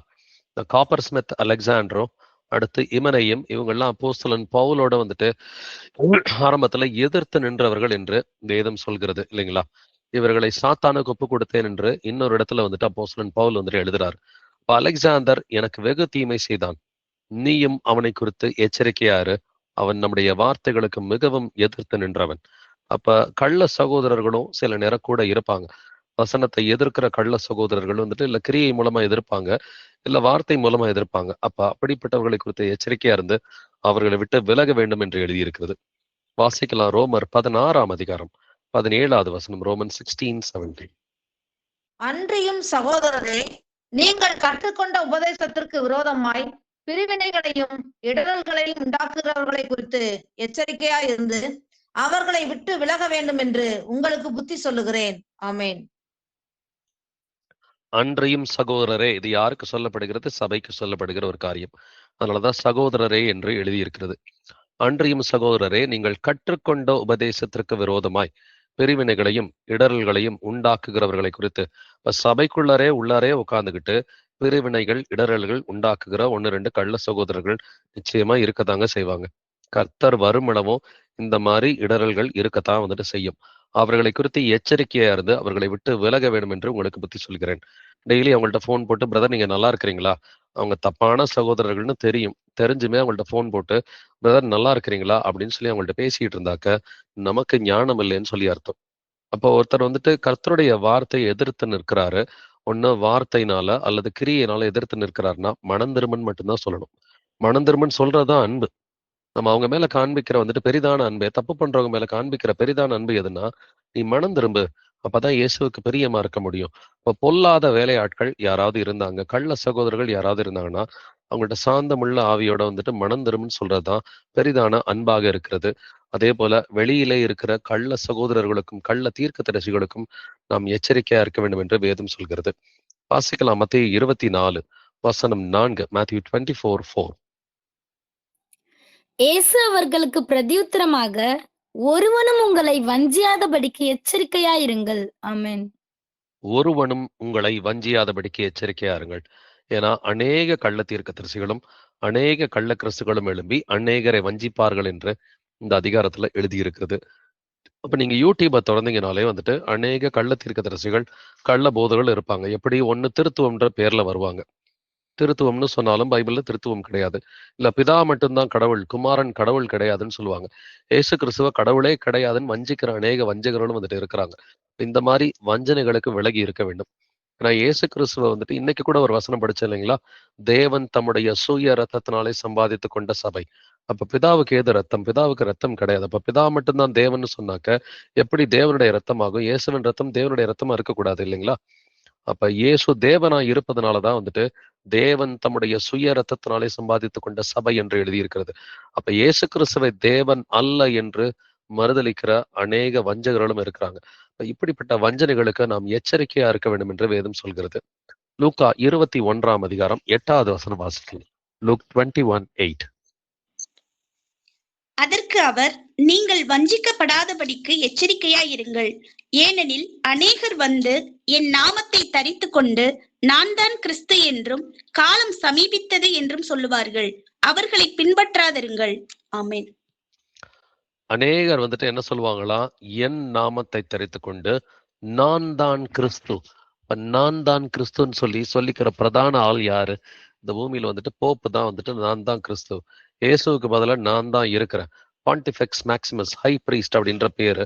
நமக்கு இயேசு கிறிஸ்து ஒருவர் தான் பிரதான ஆசாரியர் என்பது நமக்கு தெரியும் இல்லைங்களா? பட் இல்ல, நான் தான் பிரதான ஆசாரியன்னு சொல்லி இயேசு கிறிஸ்துவின் பட்டத்தை ஒருத்தர் எடுத்துக்கிட்டானா அவன் தான் அந்தி கிறிஸ்து என்பது வேதம் தெளிவாக சொல்கிறது. இப்படிப்பட்ட கள்ள உபதேசங்கள் இருந்தா நாம என்ன செய்யணும்? திருத்துவமா இருக்கட்டும், இல்ல பிதா மட்டும்தான் வந்துட்டு தேவன், இயேசு கிறிஸ்து தேவன் கிடையாது, இப்படின்ற கள்ள உபதேசங்கள்லாம் இருக்குது. இல்ல ரோமன் கத்தோலிக்க சபை, சிஎஸ்ஐ, மெத்தடிஸ்ட், பேப்டிஸ்ட் போன்ற வந்துட்டு லூத்தரன் மாதிரி இருக்கிற பாரம்பரிய சபைகள் நிறைய பாரம்பரியமான தவறான உபதேசங்களை வந்துட்டு எடுத்து கொண்டு வரும் பொழுது நாம என்ன செய்யணும்? வாசிக்கலாம் 2 யோவான் 1 அதிகாரம் 8 முதல் 11 வசனங்கள். 2 John chapter 1 verses 8 to 11. உங்கள் செய்கைகளின் பலனை இழந்து போகாமல் பூரண பலனை பெறும்படிக்கு எச்சரிக்கையாயிருங்கள். கிறிஸ்துவின் உபதேசத்திலே நிலைத்திராமல் மீறி நடக்கிற எவனும் தேவனை உடையவன் அல்ல. கிறிஸ்துவின் உபதேசத்தில் நிலைத்திருக்கிறவனோ பிதாவையும் குமாரனையும் உடையவன். ஒருவன் உங்களிடத்தில் வந்து இந்த உபதேசத்தை கொண்டு வராமல் இருந்தால் அவனை உங்கள் வீட்டிலே ஏற்றுக்கொள்ளாமலும் அவனுக்கு வாழ்த்துதல் சொல்லாமலும் இருங்கள். அவனுக்கு வாழ்த்துதல் சொல்லுகிறவன் அவனுடைய துர்க்கிரியைகளுக்கு பங்குள்ளவனாய் இருக்கிறான். ஆமென். ஆமென். உங்கள் செய்கைகளின் பலனை இழந்து போகாமல் பூரண பலனை பெறும்படிக்கு எச்சரிக்கையார்கள். இந்த வசனமும் எச்சரிக்கை கொடுக்கிறது. என்ன எச்சரிக்கை? கிறிஸ்துவின் உபதேசத்திலே நிலைத்திராமல் மீறி நடக்கிற அநேகர் வந்துட்டு இருக்கிறார். கிறிஸ்துவின் உபதேசம் என்னது? நானும் பிதாவும் ஒன்றாயிருக்கிறோம் என்று அவர் சொல்கிறார். என்னை கண்டவன் பிதாவை கண்டான் என்றும் எழுதியிருக்கிறது. அப்ப இப்படிப்பட்ட உபதேசத்தை கொண்டு வரலனா, ஒருவன் உங்களிடத்தில் வந்து இந்த உபதேசத்தை கொண்டு வராமல் இருந்தால் அவனை உங்கள் வீட்டிலே ஏற்றுக்கொள்ளாமலும் அவனுக்கு வாழ்த்துதல் சொல்லாமலும் இருங்கள். பிரைஸ் லார்ட் சொல்லாத வீட்டுல உட்கார வைக்காதுன்னு கருத்து சொல்றாரு. இல்ல ஆண்டவரே, எனக்கு ரொம்ப அன்பு அதிகம், நான் யாரையும் மூஞ்சில் அடிச்ச மாதிரி பேச மாட்டேன் அப்படின்னு சொன்னா மிஞ்சின நீதிமானாய் இராதே என்று கர்த்தர் சொல்லுகிறார். அவனுக்கு வாழ்த்துதல் சொல்லுகிறவன் அவனுடைய துர்க்கிரியைகளுக்கு பங்குள்ளவனாய் இருக்கிறான். இப்போ அவனோட வாழ்த்துதல் சொல்லி பேசிக்கிட்டு இருந்தாக்க அவனுடைய பாவத்துல உனக்கும் பங்கு இருக்குன்னு கர்த்தர் சொல்றாரு. தப்பான உபதேசத்தை கொண்டு வந்தாக்க முதல்ல மனம் திரும்புன்னு சொல்லணும். மனம் திரும்ப மாட்டேன்னு பிடிவாதமா இருந்தா அவங்கள விட்டு விலகுன்னு கர்த்தர் சொல்றாரு. இல்ல அவங்க வீட்டுக்கு நம்ம போறதோ, இல்ல நம்ம வீட்டுக்கு அவங்கள ஏத்துக்கிறதோ, இந்த 2 காரியத்த வந்துட்டு நம்ம வந்துட்டு அங்கீகரிக்க கூடாது. அவர்கள் மனம் திரும்ப வேண்டும். மனம் திரும்பிட்டாங்கன்னா நம்முடைய சகோதரர்களா நம்ம ஏத்துக்கலாம். கொலோசையர் 2ஆம் அதிகாரம் 8வது வசனம் வாசிக்கலாம். கொலோசியன்ஸ் 2:8. லௌகீக ஞானத்தினாலும் மாயமான தரித்திரத்தினாலும் ஒருவனும் உங்களை கொள்ளை கொண்டு போகாதபடிக்கு எச்சரிக்கையாயிருங்கள். அது மனுஷர்களின் பாரம்பரிய நியாயத்தையும் உலக வழிபாடுகளையும் பற்றினதே அல்லாமல் கிறிஸ்துவை பற்றினதல்ல. ஆமென். ஆமென். லௌகீக ஞானத்தினாலும் மாயமான தந்திரத்தினாலும் ஒருவனும் உங்களை கொள்ளை கொண்டு போகாதபடிக்கு எச்சரிக்கையா இருங்கள். இப்ப லௌகீக ஞானம், உலக ஞானத்தை கொண்டோ மாயமான தந்திரத்தினால யாரும் நம்மை கொள்ளை கொண்டு போகாதபடிக்கு நம்ம ரொம்ப ரொம்ப எச்சரிக்கையா இருக்கணும். படிப்பு ஞானம்லாம் வந்துட்டு பைபிளை பொறுத்த வரைக்கும் பெரிய விஷயம்லாம் கிடையாது. இந்த உலகத்துல வந்துட்டு படிச்சாதான் எல்லாம் கிடைக்கும் அப்படின்ற காரியம்லாம் பைபிள்ல கிடையாது. கர்த்தர் வந்துட்டு அவருக்கு உண்மையா இருந்தாலே போதும், அவருடைய பிள்ளைகளை வந்துட்டு பெரிய ஞானவான்களாக மாற்றுகிறார். மத்தேயு 7:15 கர்த்தர் சொல்றாரு, கள்ள தீர்க்கதரிசிகளுக்கு எச்சரிக்கையா இருங்கள் என்று ஆண்டவர் சொல்றாரு. காரணம் என்னன்னா, அவர்கள் ஆட்டுத்தோலை போர்த்தி கொண்டு உங்களிடத்தில் வருவார்கள், உள்ளத்திலோ அவர்கள் பட்சிக்கிற ஓநாய்கள் என்று எழுதியிருக்கிறது. அப்ப கள்ள தீர்க்கதரிசிகளை குறித்து ரொம்ப ரொம்ப எச்சரிக்கையா இருக்கணும். மத்தேயு 16:6 வாசிக்கலாம். மேத்யூ 16:6. இயேசு அவர்களை நோக்கி, பரிசேயர் சதுசேயர் என்பவர்களின் புளித்த மாவை குறித்து எச்சரிக்கையாயிருங்கள் என்றார். ஆமென். பரிசேயர் சதுசேயர் என்பவர்களின் புளித்த மாவு. அப்ப புளித்த மாவுனா என்ன அர்த்தம்? அவர்களுடைய தவறான உபதேசம். கத்தோலிக்க சபையில சிலை வழிபாடு ரைட்டுன்னு சொல்றது தவறான உபதேசமா இருக்கிறது. மற்ற அநேக புரொட்டஸ்டன்ட் சபைகள்ல வந்துட்டு ரகசிய வருகை கரெக்ட்ன்னு சொல்றது அது புளித்த மாவா இருக்கிறது. இந்த புளித்த மாவு எதுன்னு சொல்லி முதல்ல கண்டுபிடிக்கணும். இப்ப கர்த்தருடைய வேதத்தில் பிரியமா இருந்து அதை இரவும் பகலும் தியானிக்கிற பிள்ளைகளா இருந்தா நிச்சயமா வந்துட்டு எது புளித்த மாவுன்னு சொல்லி கண்டுபிடிக்க முடியும். வாசிக்கலாம். பிலிப்பியர் 3ஆம் அதிகாரம் 2வது வசனம். பிலிப்பியன்ஸ் 3:2. நாய்களுக்கு எச்சரிக்கையாயிருங்கள், பொல்லாத வேலையாட்களுக்கு எச்சரிக்கையாயிருங்கள், சுண்ணத்துக்காரருக்கு எச்சரிக்கையாயிருங்கள். ஆமென். நாய்களுக்கு எச்சரிக்கையா இருங்கள், பொல்லாத வேலையாட்களுக்கு எச்சரிக்கையா இருங்கள். பொல்லாத வேலையாட்கள் இவர்களை தான் நாய்கள்னு சொல்லி கர்த்தர் சொல்றாரு. இப்ப இவ்வளவு காரியத்துக்கும் நம்ம எச்சரிக்கையா இருந்தோம்னு சொன்னாக்க நம்மளால நித்திய ஜீவனை சென்று அடைய முடியும். அப்ப எந்தெந்த காரியத்துல நம்ம எச்சரிக்கையா வந்துட்டு இருக்கணும்? நம்ம முதலாவது கர்த்தர் மேல அன்பு கூறும்படி நாம் எச்சரிக்கையா இருக்க வேண்டும். அடுத்த 2வது காரியம் பொருளாசையை குறித்து எச்சரிக்கையா இருக்க வேண்டும். அடுத்த 3வது காரியம் லௌகீக கவலைகளை குறித்து நாம் எச்சரிக்கையா இருக்க வேண்டும். திராட்சை ரசம் அருந்தாதபடிக்கு எச்சரிக்கையா இருக்க வேண்டும். அதே போல பெருமையை குறித்து நாம் எச்சரிக்கையா இருக்க வேண்டும்.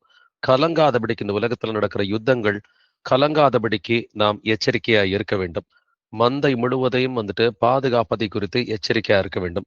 பொல்லாத வேலையாட்களை குறித்து, சபையில இருக்கிற கள்ள சகோதரர்களை குறித்து நம்ம எச்சரிக்கையா இருக்க வேண்டும். வெளியில இருக்கிற கள்ள தீர்க்கதரிசிகளை குறித்து எச்சரிக்கையா இருக்க வேண்டும். உலக கவலைகள், ஐஸ்வர்யத்தின் மயக்கம், பலவித சிற்றின்பங்கள், இச்சைகள், இவைகளை குறித்து மிகவும் எச்சரிக்கையா இருக்க வேண்டும். இவைகள் எல்லாவற்றிலும் எச்சரிக்கை உள்ளவர்களா நம்ம இருந்தோம்னு சொன்னா நிச்சயமாக நம்ம எல்லோராலையும் நித்திய ஜீவனை சென்று அடைய முடியும். கர்த்தருடைய வருகை மிகவும் சமீபமா இருக்கிறது. அதனால இவைகளை குறித்து ரொம்ப எச்சரிக்கையா இருந்தோம்னா மட்டும்தான் கர்த்தருடைய வருகையில அவரோட கூட நம்மளால பரிசுத்தம் உள்ளவர்களா இருக்க முடியும். இன்கேஸ் ஏதாவது இந்த காரியங்கள்ல ஒரு சில காரியங்கள் நம்ம எச்சரிக்கையா இல்லைன்னு சொன்னாக்க கர்த்தர்ட்ட ஒரு ஜெபத்தோட, ஆண்டவரே எங்களை மன்னிச்சிருங்க, இனிமேட்டு இந்த காரியங்கள் எல்லாம் எச்சரிக்கையா இருப்பதற்கு எங்களுக்கு இரக்கம் பாராட்டுங்கன்னு சொல்லி கர்த்தர்ட்ட வந்துட்டு நம்ம மன்னிப்பு கேட்டு நம்ம ஒரு ஜெபத்தோட நிறைவு செய்யலாம். Praise Lord brothers and sisters. எங்கள் கர்த்தராகிய இயேசுவே, எங்கள் அப்பா தந்தையே, மை போற்றுகிறேன், மை புகழுகிறேன், மை வாழ்த்தி வணங்கி மை ஆராதிக்கிறேன், மை துதிக்கிறேன், நமக்கு நன்றி செலுத்துகிறேன், நமக்கு ஸ்தோத்திரம் செலுத்துகிறேன். ஆண்டவரே, எங்கள் கர்த்தராகிய இயேசுவே, நீர் நல்லவர், வல்லவர், பரிசுத்தர், தூயவர், நீர் இரக்கமுள்ளவர், நீர் சாந்தமுள்ளவர், நீர் நீதி உள்ளவர், துதியும் கணமும் மகிமையும் வல்லமையும் என்றென்றும் உடையதே. ஏசப்பா, நாங்கள் முழு இருதயத்தோடு, முழு ஆத்மாவோடு, முழு மனதோடு, முழு வலிமையோடு உம்மை நாங்கள் அன்பு செய்வதற்கு எங்களுக்கு இரக்கம் பாராட்டுங்க ஆண்டவரே. அதே போல ஆண்டவரே, எங்களை நாங்கள் நேசிக்கிறது போல பிறரையும் நாங்கள் நேசிப்பதற்கு எங்களுக்கு இரக்கம் பாராட்டுங்க ஆண்டவரே. பொருளாசையை குறித்து எச்சரிக்கையா இருப்பதற்கு இரக்கம் பாராட்டுங்கப்பா. பொருளாசை விக்கிரக ஆராதனை என்று எழுதியிருக்கிறபடி நாங்கள் இந்த விக்கிரக ஆராதனையாகிய பொருளாசையை குறித்து நாங்கள் எச்சரிக்கையா இருப்பதற்கு எங்களுக்கு இரக்கம் பாராட்டுங்கப்பா. அதே போல உலக கவலைகளை குறித்து எச்சரிக்கையா இருப்பதற்கு எங்களுக்கு இரக்கம் பாராட்டுங்கப்பா. பலவித சிற்றின்பங்கள், இச்சைகள் என்று எழுதியிருக்கிறபடி இவை எல்லாவற்றிற்கும் நாங்கள் எச்சரிக்கையா இருந்து எங்களுடைய ஆத்மாக்களை பரிசுத்தாவின் துணையோட காப்பாற்றிக் கொள்வதற்கு எங்களுக்கு இரக்கம் பாராட்டுங்க ஆண்டவரே. இயேசுவே ஆண்டவரே, நாங்கள் ஆண்டவரே இந்த உலகத்தின் ஆவியினால பிடிக்கப்படாதபடிக்கு எங்களுக்கு இரக்கம் பாராட்டுங்க ஆண்டவரே. பெருமையான காரியங்களை குறித்து, பெருமையான சிந்தனைகளை குறித்து நாங்கள் எச்சரிக்கையா இருப்பதற்கு எங்களுக்கு இரக்கம் பாராட்டுங்க ஆண்டவரே. இந்த உலகத்துல ஆண்டவரை யுத்தங்களின் செய்திகளையும் நாங்கள் கேள்விப்பட்டாலும், நாங்க இருக்கிற ஆண்டவரை நாட்டுல வந்துட்டு யுத்தங்கள் வந்தாலும் கலங்காதபடிக்கு எச்சரிக்கையா இருப்பதற்கு எங்களுக்கு இரக்கம் பாராட்டுங்க. அதற்காக ஆண்டவரை சீஷர்கள் எல்லோரையுமே இயேசு கிறிஸ்துவின் நாமத்தினால் ஆசீர்வதிக்கிறேன். மந்தையை ஆண்டவரை பராமரிக்கிற எல்லா ஊழியர்களுமே கர்த்தராகிய இயேசுவின் நாமத்தினால் ஆசீர்வதிக்கிறேன். ஆண்டவரே, இவர்கள் மந்தைக்கு மாதிரிகளாய் இருப்பதற்கு இரக்கம் பாராட்டுங்க ஆண்டவரே. மந்தை முழுவதையும் குறித்து எச்சரிக்கையா இருப்பதற்கு ஆண்டவரே எங்கள் எல்லோருக்கும் நீர்தாமே படிப்பிக்க வேண்டுமாறு கெஞ்சி மன்றாடுகிறேன். எங்களை குறித்தும் எங்களுடைய உபதேசத்தை குறித்தும் எச்சரிக்கையா இருப்பதற்கு எங்களுக்கு இரக்கம் பாராட்டுங்க. நீர் எங்களுக்கு கொடுத்த ஊழியத்தை நிறைவேற்றும்படிக்க நாங்கள் எச்சரிக்கையா இருப்பதற்கு எங்களுக்கு இரக்கம் பாராட்டுங்க ஆண்டவரே. பொல்லாத வேலையாட்கள், கள்ள சகோதரர்களை குறித்து நாங்கள் எச்சரிக்கையா இருப்பதற்கு எங்களுக்கு கிருபை பாராட்டுங்க. கள்ள தீர்க்கதரிசிகள், கள்ள ஆண்டவரை போதனைகள், இவைகளை குறித்து நாங்கள் எச்சரிக்கையா இருந்து எப்பொழுதும் ஆண்டவருடைய அன்பிலை நிலைத்திருப்பதற்கு எங்களுக்கு கிருபை பாராட்டுங்க ஆண்டவரே. ஆவியின் கனியில நிலைத்திருந்த சர்வாயுத வர்க்கம் தரித்த பிள்ளைகளா எப்பொழுதும் ஆண்டவரே அன்பு, சந்தோஷம், சமாதானம், நீடிய பொறுமை, தயவு, நற்குணம், விசுவாசம், சாந்தம், இச்சையடக்கம் என்கிற 9 ஆவியின் கனியில நிலைத்திருந்து சர்வாயுத வர்க்கம் தரித்த பிள்ளைகளா சத்தியம் என்னும் கச்சையோட, நீதி என்னும் மார்க்கவசத்தோட, சமாதானத்தின் சுவிசேஷத்திற்குரிய ஆயத்தம் என்கிற பாதரட்சையோட, ரட்சணியம் என்னும் தலை சீராவோட, விசுவாசம் என்கிற கேடகத்தோட, தேவ வசனமாகிய ஆவிக்குரிய பட்டயத்தோட எப்பொழுதும் ஆவியில ஜெபம் பண்ணுகிற பிள்ளைகளா நீங்கள் விழித்திருக்கிற பிள்ளைகளா இருக்க வேண்டும் என்று இயேசு கிறிஸ்துவின் நாமத்தினால் எங்களை ஆசீர்வதிக்கிறேன். இவ்வாறு ஆண்டவரே எங்கள் எல்லோருமே ஆவியின் கனியிலும் சர்வாயுத வர்க்கத்திலையும் நீர் ஆண்டவரை நிலைக்கச் செய்ய வேண்டுமாறு கெஞ்சி மன்றாடுகிறேன். அதற்காக வசனத்தை இன்று கேட்ட ஒவ்வொரு ஆத்மாவையும் அவர்களுடைய குடும்பத்தார்களையும் இயேசு கிறிஸ்துவின் நாமத்தினால் ஆசீர்வதிக்கிறேன். துதி, கன, மகிமையெல்லாம் இயேசுவை ஒருவருக்கே உண்டாவதாக. இந்த ஜெபங்களை என்னுடைய கர்த்தராகிய இயேசு கிறிஸ்துவின் மகா பரிசுத்த நாமத்தினால் ஏறெடுக்கிறேன். ஜீவனுள்ள எங்கள் நல்ல பிதாவே, amen, amen. Praise Lord brothers. யாருக்காவது பிரேயர் ரிக்வெஸ்ட் அல்லது சாட்சிகள் இருக்குங்களா? ஒரு விண்ணப்பம் விண்ணப்பம் மருந்து போட்டதுனால இல்லாத இருந்துட்டு சொல்லுங்க. 3ஆவது நாள் சாப்பிட முடியல, தொண்டெல்லாம் ரொம்ப வலி கொடுக்க ஆரம்பிச்சிச்சு பிரதர். சாப்பிட்றதுக்கே ஆகல, முடியல, எதுவும் முழுங்க முடிய மாட்டேங்குது. தண்ணி குடிக்கிறதுக்கு ரொம்ப வலி கொடுக்குது பிரதர். அதே மாதிரி உடம்பெல்லாம் ரேகெல்லாம் வலிக்குது பிரதர். எனக்கு இந்த மருந்து ரொம்ப ஓவர் டோஸ்ன்னு சொன்னாங்க டாக்டரு. நீங்க பார்த்துதான் இருக்கணுமா, அப்படியும் உங்களால முடியலன்னா என்னோட ரெக்கார்ட் சீட்ல எடுத்துட்டு போயிட்டு காட்டி பிரைவேட்ல பாருங்க அப்படின்றாங்க பிரதர். அப்படிங்களா? சோ உடம்பு வலி, த்ரோட்ல பிரச்சனை இருக்கு இல்லைங்களா? ஆமாங்க பிரதர். ஓகே சிஸ்டர், நம்ம ஜெபிக்கலாம். எங்கள் கர்த்தராகிய இயேசுவே, எங்கள் அப்பா தந்தையே ஆண்டவரே, சகோதரிய கர்த்தராகிய இயேசுவின் நாமத்தினால் நாங்கள் ஆசீர்வதிக்கிறோம் ஆண்டவரே. அவருடைய உடம்பு வலி, அவங்க த்ரோட்ல இருக்கிற ஆண்டவரே பிரச்சனைகள் எல்லாவற்றையும் இயேசுப்பா நீர் அறிவீர் ஆண்டவரே. அவைகளை இந்த வேளையில நீர் எடுத்து போட வேண்டுமாறு கெஞ்சி மன்றாடுகிறேன்.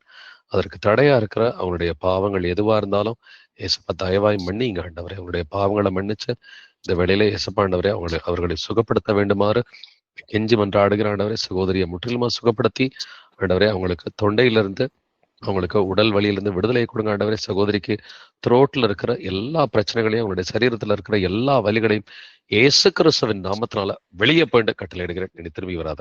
சகோதரிக்கு த்ரோட்ல இருக்கிற எல்லா இன்ஃபெக்ஷன்ஸையும், எல்லா வலிகளையும், அவருடைய சரீரத்துல இருக்கிற எல்லா பலவீனங்களையும், எல்லா வலிகளையும் இயேசு கிறிஸ்துவின் நாமத்தினால வெளியே போயிட்டு கட்டளையிடுகிறேன். இயேசுவின் நாமத்தினால் சகோதரியை ஆசீர்வதிக்கிறேன். நீங்க சகோதரியோட கூட இருங்க, சகோதரியை வழி நடத்துங்க ஆண்டவரே. அவங்களுக்கு இரக்கம் பாராட்டுங்க. துதிகன மகிமையெல்லாம் இயேசுவை ஒருவருக்கே உண்டாவதாக. இந்த ஜெபங்களை என்னுடைய கர்த்தராகிய இயேசு கிறிஸ்துவின் மகா பரிசுத்த நாமத்தால் ஏறெடுக்கிறேன். ஜீவனுள்ள எங்கள் நல்ல பிதாவே, ஆமென், ஆமென். பல்லடத்துல இருந்து பாபுகுமார் பேசுறேங்க பிரதர். நல்லா இருக்கீங்களா பிரதர்? பிரதர் நல்லா இருக்கிறேங்க பிரதர். நீங்க நல்லா இருக்கிறீங்களா பிரதர்? நல்லா இருக்கேன் பிரதர். பிரதர் ஒரு 3 வீக்ஸ் முன்னாடி பிரதர் வந்திருந்தீங்க பிரதர் நம்ம வீட்டுக்கு.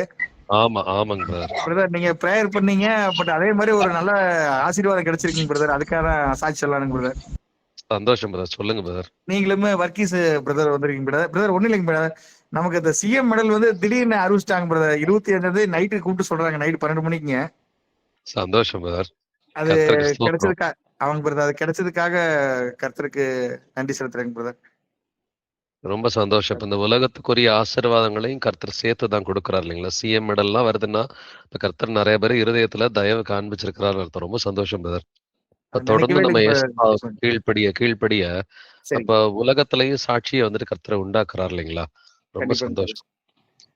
பிரதர். அதுக்காவது ஒரு கடனுக்காக கொஞ்சம் சமாதானத்துக்காக ஒரு ப்ரேயருங்க பிரதர்.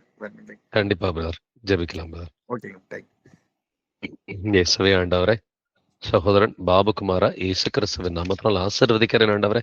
ஏசப்பா, எனக்கு வந்துட்டு படங்கள் வேண்டாம், எனக்கு சிலைகள் வேண்டாம், எனக்கு இயேசு கிறிஸ்துவின் நாமம் மட்டுமே போதும் என்று சகோதரன் எடுத்த முடிவிற்கு ஏசப்பா ஆண்டவரே, நீங்க சகோதரனுக்கு பாராட்டின இரக்கத்திற்காக, கிருபைக்காக உமக்கு நன்றி செலுத்துகிறேன் ஆண்டவரே. ஏசப்பா, ஜீவனுள்ள தேவனை தெரிந்து கொண்டதற்காக ஏசப்பா, நீங்க இந்த உலகத்துல ஒரு அங்கீகாரம் கொடுத்தீங்க, இந்த சிஎம் மெடல் கொடுத்தீங்க. நன்றி ஆண்டவரே. தொடர்ந்து சகோதரனுடைய இருதயத்துல, அவருடைய குடும்பத்தாரோட இருதயத்துல சமாதானத்தை கொடுங்க ஆண்டவரே. இந்த உலகம் தர முடியாத சமாதானத்தை நான் உங்களுக்கு கொடுப்பேன்னு சொன்னீங்களேப்பா, அப்படிப்பட்ட சமாதானத்துல சகோதரனையும் அவருடைய குடும்பத்தாரையும் ஆசீர்வதிக்கிறேன். ஏசப்பா, எல்லா காரியத்திலையும் நீங்க சமாதானத்தை கொடுங்க. உலக காரியங்கள்ல, ஆவிக்குரிய காரியங்கள்ல முன்னேற்றத்தை கொடுங்க, சமாதானத்தை கொடுங்க. முதலாவது தேவனுடைய ராஜ்யத்தையும் அவருடைய நீதியும் தேடுங்கள், அப்பொழுது இவைகள் எல்லாம் உங்களுக்கு கூட கொடுக்கப்படும் என்று எழுதியிருக்கிறபடி சகோதரனும் அவருடைய மனைவியும் வந்துட்டு உடைய பிள்ளைகளோடு சேர்ந்து அதிக அதிகமா ஆண்டவரே உடைய வசனங்களை தேடக்கூடிய கிருபை பாராட்டுங்க ஆண்டவரே. உண்மையும் உடைய வசனங்களையும் தேடி அதற்கு கீழ்ப்படிவதன் மூலமா ஆட்டோமேட்டிக்கா எல்லா ஆசீர்வாதங்களையும் அவர்கள் பெற்றுக்கொள்ள வேண்டும் என்று இயேசு கிறிஸ்துவின் நாமத்தினாலே அவர்களை ஆசீர்வதிக்கிறேன். குடும்பத்துல ஆண்டவரே எல்லாரோட இருதயத்துல நீங்க சமாதானத்தை கொடுங்க, சந்தோஷத்தை கொடுங்க ஆண்டவரே. நீங்கள் ஆண்டவரே எல்லாம் ஒன்றுக்கும் கவலைப்படாமல் என்று எழுதியிருக்கிறபடி பிலிப்பியர் 4ஆம் அதிகாரத்துல நீங்கள் ஒன்றுக்கும் கவலைப்படாமல் எல்லாவற்றையும் கொடுத்து உங்களுடைய விண்ணப்பங்களை தேவனுக்கு தெரியப்படுத்துங்கள். அப்பொழுது எல்லா புத்திக்கும் மேலான தேவ சமாதானம் உங்கள் இருதயங்களையும் உங்கள் சிந்தைகளையும் கிறிஸ்து இயேசுவுக்குள்ளாக காத்துக்கொள்ளும் என்று எழுதியிருக்கிறபடி சகோதரனை இந்த வசனத்தினால் ஆசீர்வதிக்கிறேன். எதுக்கும் கவலைப்படாம எல்லாவற்றையும் குறித்து விண்ணப்பங்களையும் வேண்டுதல்களையும் இயேசு கிறிஸ்துவிடம் தெரியப்படுத்திட்டு சமாதானமாய் இருப்பதற்கு இறக்கம் பாராட்டுங்க. அதற்காக சகோதரனையும் அவருடைய குடும்பத்தாரையும் இயேசு கிறிஸ்துவின் நாமத்தினால் ஆசீர்வதிக்கிறேன். ஆண்டவரே, அவங்க வாரந்தோறும் வந்துட்டு சபை கூடுதல் செல்வதற்கு இறக்கம் பாராட்டுங்கப்பா. டெய்லி வேத வாக்கியங்களை ஆராய்ந்து பார்ப்பதற்கு கிருபை பாராட்டுங்கப்பா. குடும்பத்தோடு உட்கார்ந்து வேதத்தை ஆராய்ந்து பார்ப்பதற்கும் ஆண்டவரை ஃபேமிலி பிரேயர் பண்ணதுக்கு இறக்கம் பாராட்டுங்க. இவ்வாறு ஆண்டவருடைய வருகையின் போது இந்த குடும்பம் பரிசுத்தம் உள்ளவர்களா இருப்பதற்கு இறக்கம் பாராட்டுங்க. அதற்காக ஆண்டவரை இந்த குடும்பத்தார இயேசு கிறிஸ்துவின் நாமத்தினால் ஆசீர்வதிக்கிறேன். துதிகன மகிமை எல்லாம் இயேசுவே ஒருவருக்கே உண்டாவதாக இந்த ஜபங்களினுடைய கர்த்தராகிய இயேசு கிறிஸ்துவின் மகா பரிசுத்த நாமத்தினால் ஏறெடுக்கிறேன். ஜீவனுள்ள எங்கள் நல்ல பிதாவே, amen amen. Praise the Lord. Praise Lord. Praise Lord. Brother ஒரு சாட்சி சொல்றேன் brother. எனக்கு போன வாரம் பல்லு சொல்லுங்க. வலின்ட்டு ஜபிச்ச பிரதர், நீங்க ஜபிச்சிங்க. அது ம். வந்து இப்போ கிருபையா ஏசப்பா வந்து அந்த கவர்மெண்ட் ஹாஸ்பிட்டல் லாஸ்ட் இயர் சொல்லியிருந்தாங்க. நான் பயந்துட்டு வந்துட்டேன் பிரதர். ஏன்னா அது ஒரு சர்ஜரி ம். மாதிரி பண்ணணும் அப்படின்னு, சர்ஜன் வரணும் அப்படின்னு சொல்லிட்டு 2 வாட்டி முன் தாண்டிட்டாங்க. சோ நான் பயந்து வந்துட்டேன். சோ இந்த ம்.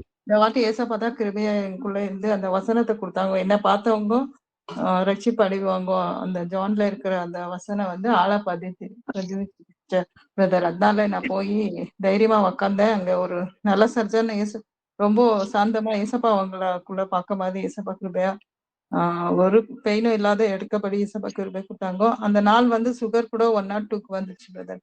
அதனால எடுக்கிறதுக்கு ஒரே நாள்ல கிருபையா ஒரு ஆஃப்டர்நூன்குள்ள எல்லாம் எடுக்கிறபடி ஏசப்பா கிருபையா செஞ்சு கொடுத்தாங்க பிரதர். Very எங்க good, பொண்ணு sister. கூட வந்திருந்தாங்க. அதுக்காக ஏசப்பா கூடான்னு கோடி நன்றி. அது தொடர்ந்து வந்து அது ஹீல் ஆகணும். அது நான் சொன்னபடி சுகர் எல்லாம் நார்மல் ஆகணும் பிரதர். எப்பவுமே மெடிசன் எடுக்காதபடி ஏசப்பா அது எனக்குள்ள என்னென்ன பாவம் இருக்குது அதெல்லாம் அறிக்கை பண்ணிட்டு இருக்கிற பிரதர். ஏசப்பா உணர்த்திட்டு இருக்கிறாங்க. ஸோ கம்ப்ளீட்டா ஹீல் ஆகணும் அப்படின்னு ஜெபிச்சுக்கலாம். Okay sister, okay. நம்ம ஜெபிச்சுக்கலாம். வேற யாருக்கும் எதுவும் ப்ரேயர் ரிக்வெஸ்ட் இருக்குங்களா? அப்படியே நம்ம கம்பைன் பண்ணி சேர்ந்து நம்ம ஜெபிக்கலாம். Praise lord brother. Praise Lord sister. அண்ணா வந்து எங்க ஜான் போஸ்கோ அண்ணனுக்கு வந்து தொண்டையில கேன்சர் இருக்குன்னு சொன்னா, அந்த அண்ணா வந்து சபக்குடுகைக்கு வந்து தஞ்சாவூருக்கு போயிட்டு வந்தாங்க போன வாரம். அங்க பிரதர் சத்தியத்தை சொல்லி நல்லா ஜெபிச்சிருக்காங்க. அதுக்கு முன்னாடி தொண்டெல்லாம் வீக்கமா தான் இருந்துச்சு. அந்த ம். ஜெபத்துக்கு போயிட்டு வீட்டுக்கு வரும்போது தொண்டையில வீக்கம்லாம் இப்ப கொஞ்சம் குறைஞ்சிருக்குதுன்னு சொன்னாங்க அண்ணன். அடுத்த ஓகே. மாசம் 17ஆம் தேதி ஸ்கேன் எடுப்பாங்களாம். அந்த ஸ்கேன் ம். ரிப்போர்ட் வந்து நார்மலா வரணும். அது கட்டிலாம் இருக்கக்கூடாதுன்னு ஜெபிச்சுக்கோங்க. அவங்க ரட்சிப்புக்கும் ஜெபிச்சுக்கோங்க பிரதர். அதுபோல சின்ன அண்ணா வந்து ஜெயராஜ், அந்த அண்ணனுக்கும் ம். நேத்திலாம் ரொம்ப காய்ச்சல், ஒரு 10 நாளா காய்ச்சலாம். அந்த ம். நுரையீரல் ரொம்ப சளின்னு சொல்லிட்டு திருவாரூர் ஆஸ்பத்திரியில மெடிக்கல் ஹாஸ்பிட்டல்ல அட்மிஷன் போட்டிருந்தாங்க பாருங்க. நேத்து காலையில ம். தான் எங்க சின்ன அண்ணி சொன்னாங்க. ம். மதியான பிரேயர்ல வந்து நாங்க சகோதரி கிட்டலாம் சொல்லி ஜெபிச்சுக்கிட்டோம். இன்னைக்கு ம். காலையில அடிச்சு பேசும்போது எங்க அண்ணனே பேசுனுச்சு. இப்ப ஜுரம் விட்டுருக்கு, சளியும் குறைஞ்சிருக்கு, வீட்டுக்கு அனுப்ப போறாங்கன்னு ம். சொன்னுச்சு எங்க அண்ணன். நான் சொன்னேன் சகோதரிங்க எல்லாம் சபையில கூடி உமக்காக ஜெபிச்சாங்க அண்ணா அப்படின்னு சொன்னா, அப்படியான்னு ம். சொன்னுச்சு. நான் நேரா வந்து பாக்குறேன்னு சொல்லியிருக்கேன். அப்ப போகும்போது சத்தியத்தை ம். சொல்லும் போது அண்ணனும் ஏத்துக்கணும், அண்ணன் குடும்பமும் ரட்சிப்புக்குள்ள வரணும், சின்ன அண்ணன் குடும்பமும் ஜெபிச்சுக்கோங்க பிரதர். Okay sister. ஜெபிக்கலாம். சரி, சரி. இயேசுவே ஆண்டவரே, சகோதரிகள் சொன்ன கருத்துக்களுக்காக ஜெபிக்கிறோம் ஆண்டவரே. பிரதர் ஜான் போஸ்கோவுக்கு ஆண்டவரே, அவருக்கு த்ரோட்ல இருக்கிற பிரச்சனைகளை நீங்க ஹீல் பண்ணி கொடுங்க. அதே போல ஜெயராஜா அவருடைய ஆண்டவரே, அவருக்கு இருக்கிற எல்லா காய்ச்சலை நீங்க சுகப்படுத்தி கொடுங்க ஆண்டவரே. சகோதரியினுடைய அந்த 2 சகோதரர்களையும் இயேசு கிறிஸ்துவின் நாமத்தினால் ஆசீர்வதிக்கிறோம். உங்க சரீரத்தில் இருக்கிற எல்லா பலவீனங்களையும் வேதனைகளையும் இயேசு கிறிஸ்துவின் நாமத்தினால வெளியே போயிட்டு கட்டளையிடுகிறோம். அவங்களுடைய ஆத்தும ரட்சிப்புக்காக நாங்கள் மன்றாடுகிறோம் ஆண்டவரே. வசனத்தை அவர்கள் ஏற்றுக்கொள்வதற்கு இரக்கம் பாராட்டுங்கப்பா. அதற்காக அவர்கள் இருவரையுமே இயேசு கிறிஸ்துவின் நாமத்தினாலே ஆசீர்வதிக்கிறோம். அதே போல ஆண்டவரே, ஏற்கனவே சகோதரி சொன்ன அந்த ஆண்டவரே பல்லு வலிக்காக மன்றாடுகிறோம் ஆண்டவரே. இந்த பல்லு வலியிலிருந்து நீங்க விடுதலை கொடுத்தீங்க. அது முழுமையா ஹீல் ஆகிறதுக்கு இரக்கம் பாராட்டுங்க ஆண்டவரே. ஏசப்பா ஆண்டவரே, அவங்களுக்கு முழுமையா அது கம்ப்ளீட்டா ஹீல் ஆயிட்டு அவங்க நல்லபடியா வந்துட்டு ஆண்டவரே ஜீவிக்கிறதுக்கு இரக்கம் பாராட்டுங்க. அதற்காக அந்த சகோதரியை இயேசு கிறிஸ்துவின் நாமத்தினாலே ஆசீர்வதிக்கிறேன் ஆண்டவரே. இவ்வாறு சகோதரிகள் வச்ச ஆண்டவரே, எல்லா காரியத்திலும் ஆண்டவரே நீங்க அவங்களோட கூட இருந்து அவங்க எந்தெந்த ஆத்மாக்களுக்காக ஜெபிக்கிறாங்களோ அந்த ஆத்மாக்கள் எல்லாரும் மனம் திரும்புறதுக்கு இரக்கம் பாராட்டுங்கப்பா. துதிகன மகிமையெல்லாம் இயேசுவே ஒருவருக்கே உண்டாவதாக. இந்த ஜெபங்களினுடைய கர்த்தராகிய இயேசு கிறிஸ்துவின் மகா பரிசுத்த நாமத்தினால் ஏறெடுக்கிறேன். ஜீவனுள்ள எங்கள் நல்ல பிதாவே. Amen. Amen. Amen. Thank you thank you Jesus. Praise lord. Brother. Praise lord sisters. வேற யாருக்காவது பிரேயர் ரிக்வெஸ்ட்? பிரதர் பிரைஸ்ல ஒரு சாட்சி சொல்லிக்கிறேன் பிரதர். சொல்லுங்க சிஸ்டர். நாங்க சாட்டர்டே வந்து ஊருக்கு போயிருந்தோம் தமிழ்நாட்டுக்கு. திரும்ப வந்து மண்டே திரும்பி வரும்போது காலையில ஒரு ஒரு 5:15 இல்ல ஒரு 5:30 இருக்கும் பிரதர். பஸ் வந்து பள்ளத்துல சாஞ்சிடுச்சு. சிஷ். ஏசப்பா வந்து எங்களை வந்து கிருபையா எந்த ஒரு அடியும் இல்லாத யார் யாரு சிஸ்டர் போயிருந்தீங்க? நானு யஷிகா இவர் பிரதர் 3 பேரும் போயிருந்தோம் பிரதர் ஊருக்கு.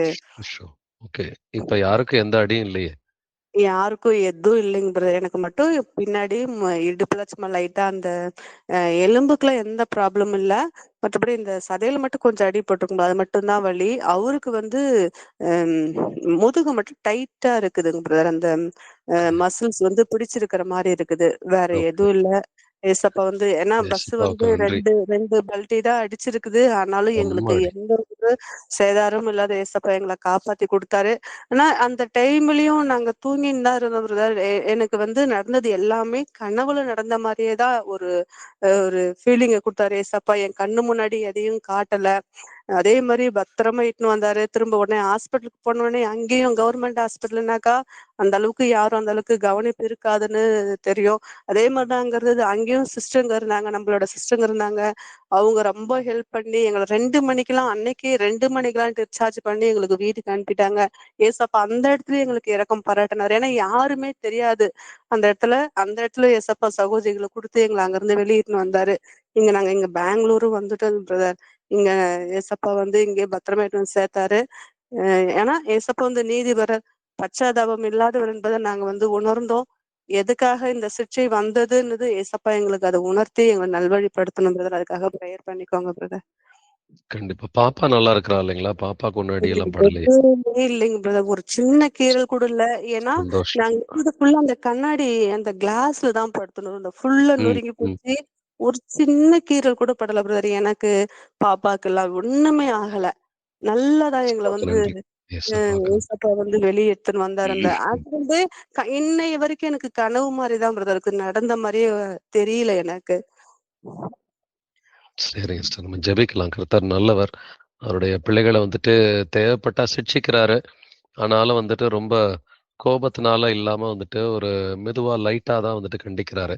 நீங்க சொன்ன மாரி என்ன காரணம்ன்றத ஏசப்பா உணர்த்திட்டாருன்னா இன்னும் நல்லா இருக்கும். ஆமாங்க பிரதர். அதுதான் நாங்களும் ஏசப்பாட்ட கேக்குறோம். காரணம் ஒண்ணுவா இருந்தாலும், இன்னும் வேற எதனா இருந்தாலும், எங்களுக்குள்ள குறைபாடு இருந்தாலும் ஏசப்பா அத வந்து ம். தெரியப்படுத்தணும் பிரதர். நான் பிரேயர்ல வைக்கிறேன் பிரதர். சரிங்க சிஸ்டர். நம்ம ஜெபிக்கலாம் இப்பவே.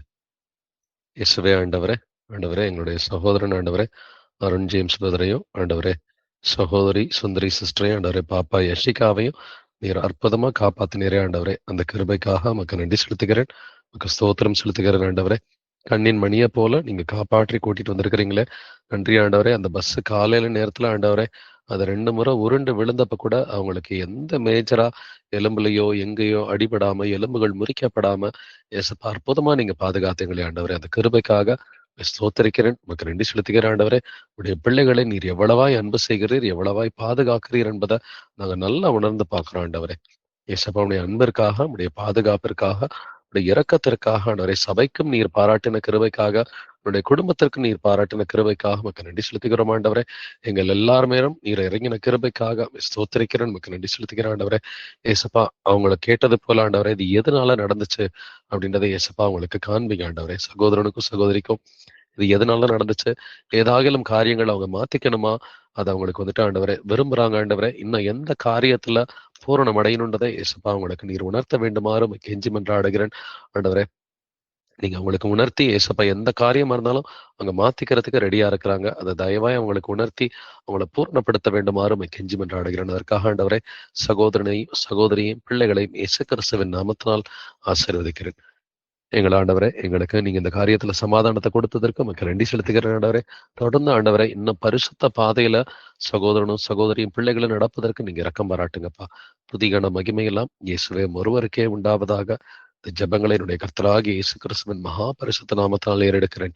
ஜீவனுள்ள எங்கள் நல்ல பிதாவே. Amen. Amen. Amen. Thank you, Jesus. Praise Lord sister. Praise Lord, brother. Brother sisters வேற யாருக்காவது ப்ரேயர் ரிக்வெஸ்ட் இருக்குங்களா, அல்லது சாட்சிகளை ஷேர் பண்றீங்களா? ஓகே, இதுக்கு மேல எதுவும் ப்ரேயர் ரிக்வெஸ்ட் இல்லைன்னா இதோட பைபிள் ஸ்டடியை நம்ம நிறைவு செஞ்சுக்கலாம். Thank you brothers and sisters. Praise Lord Jesus.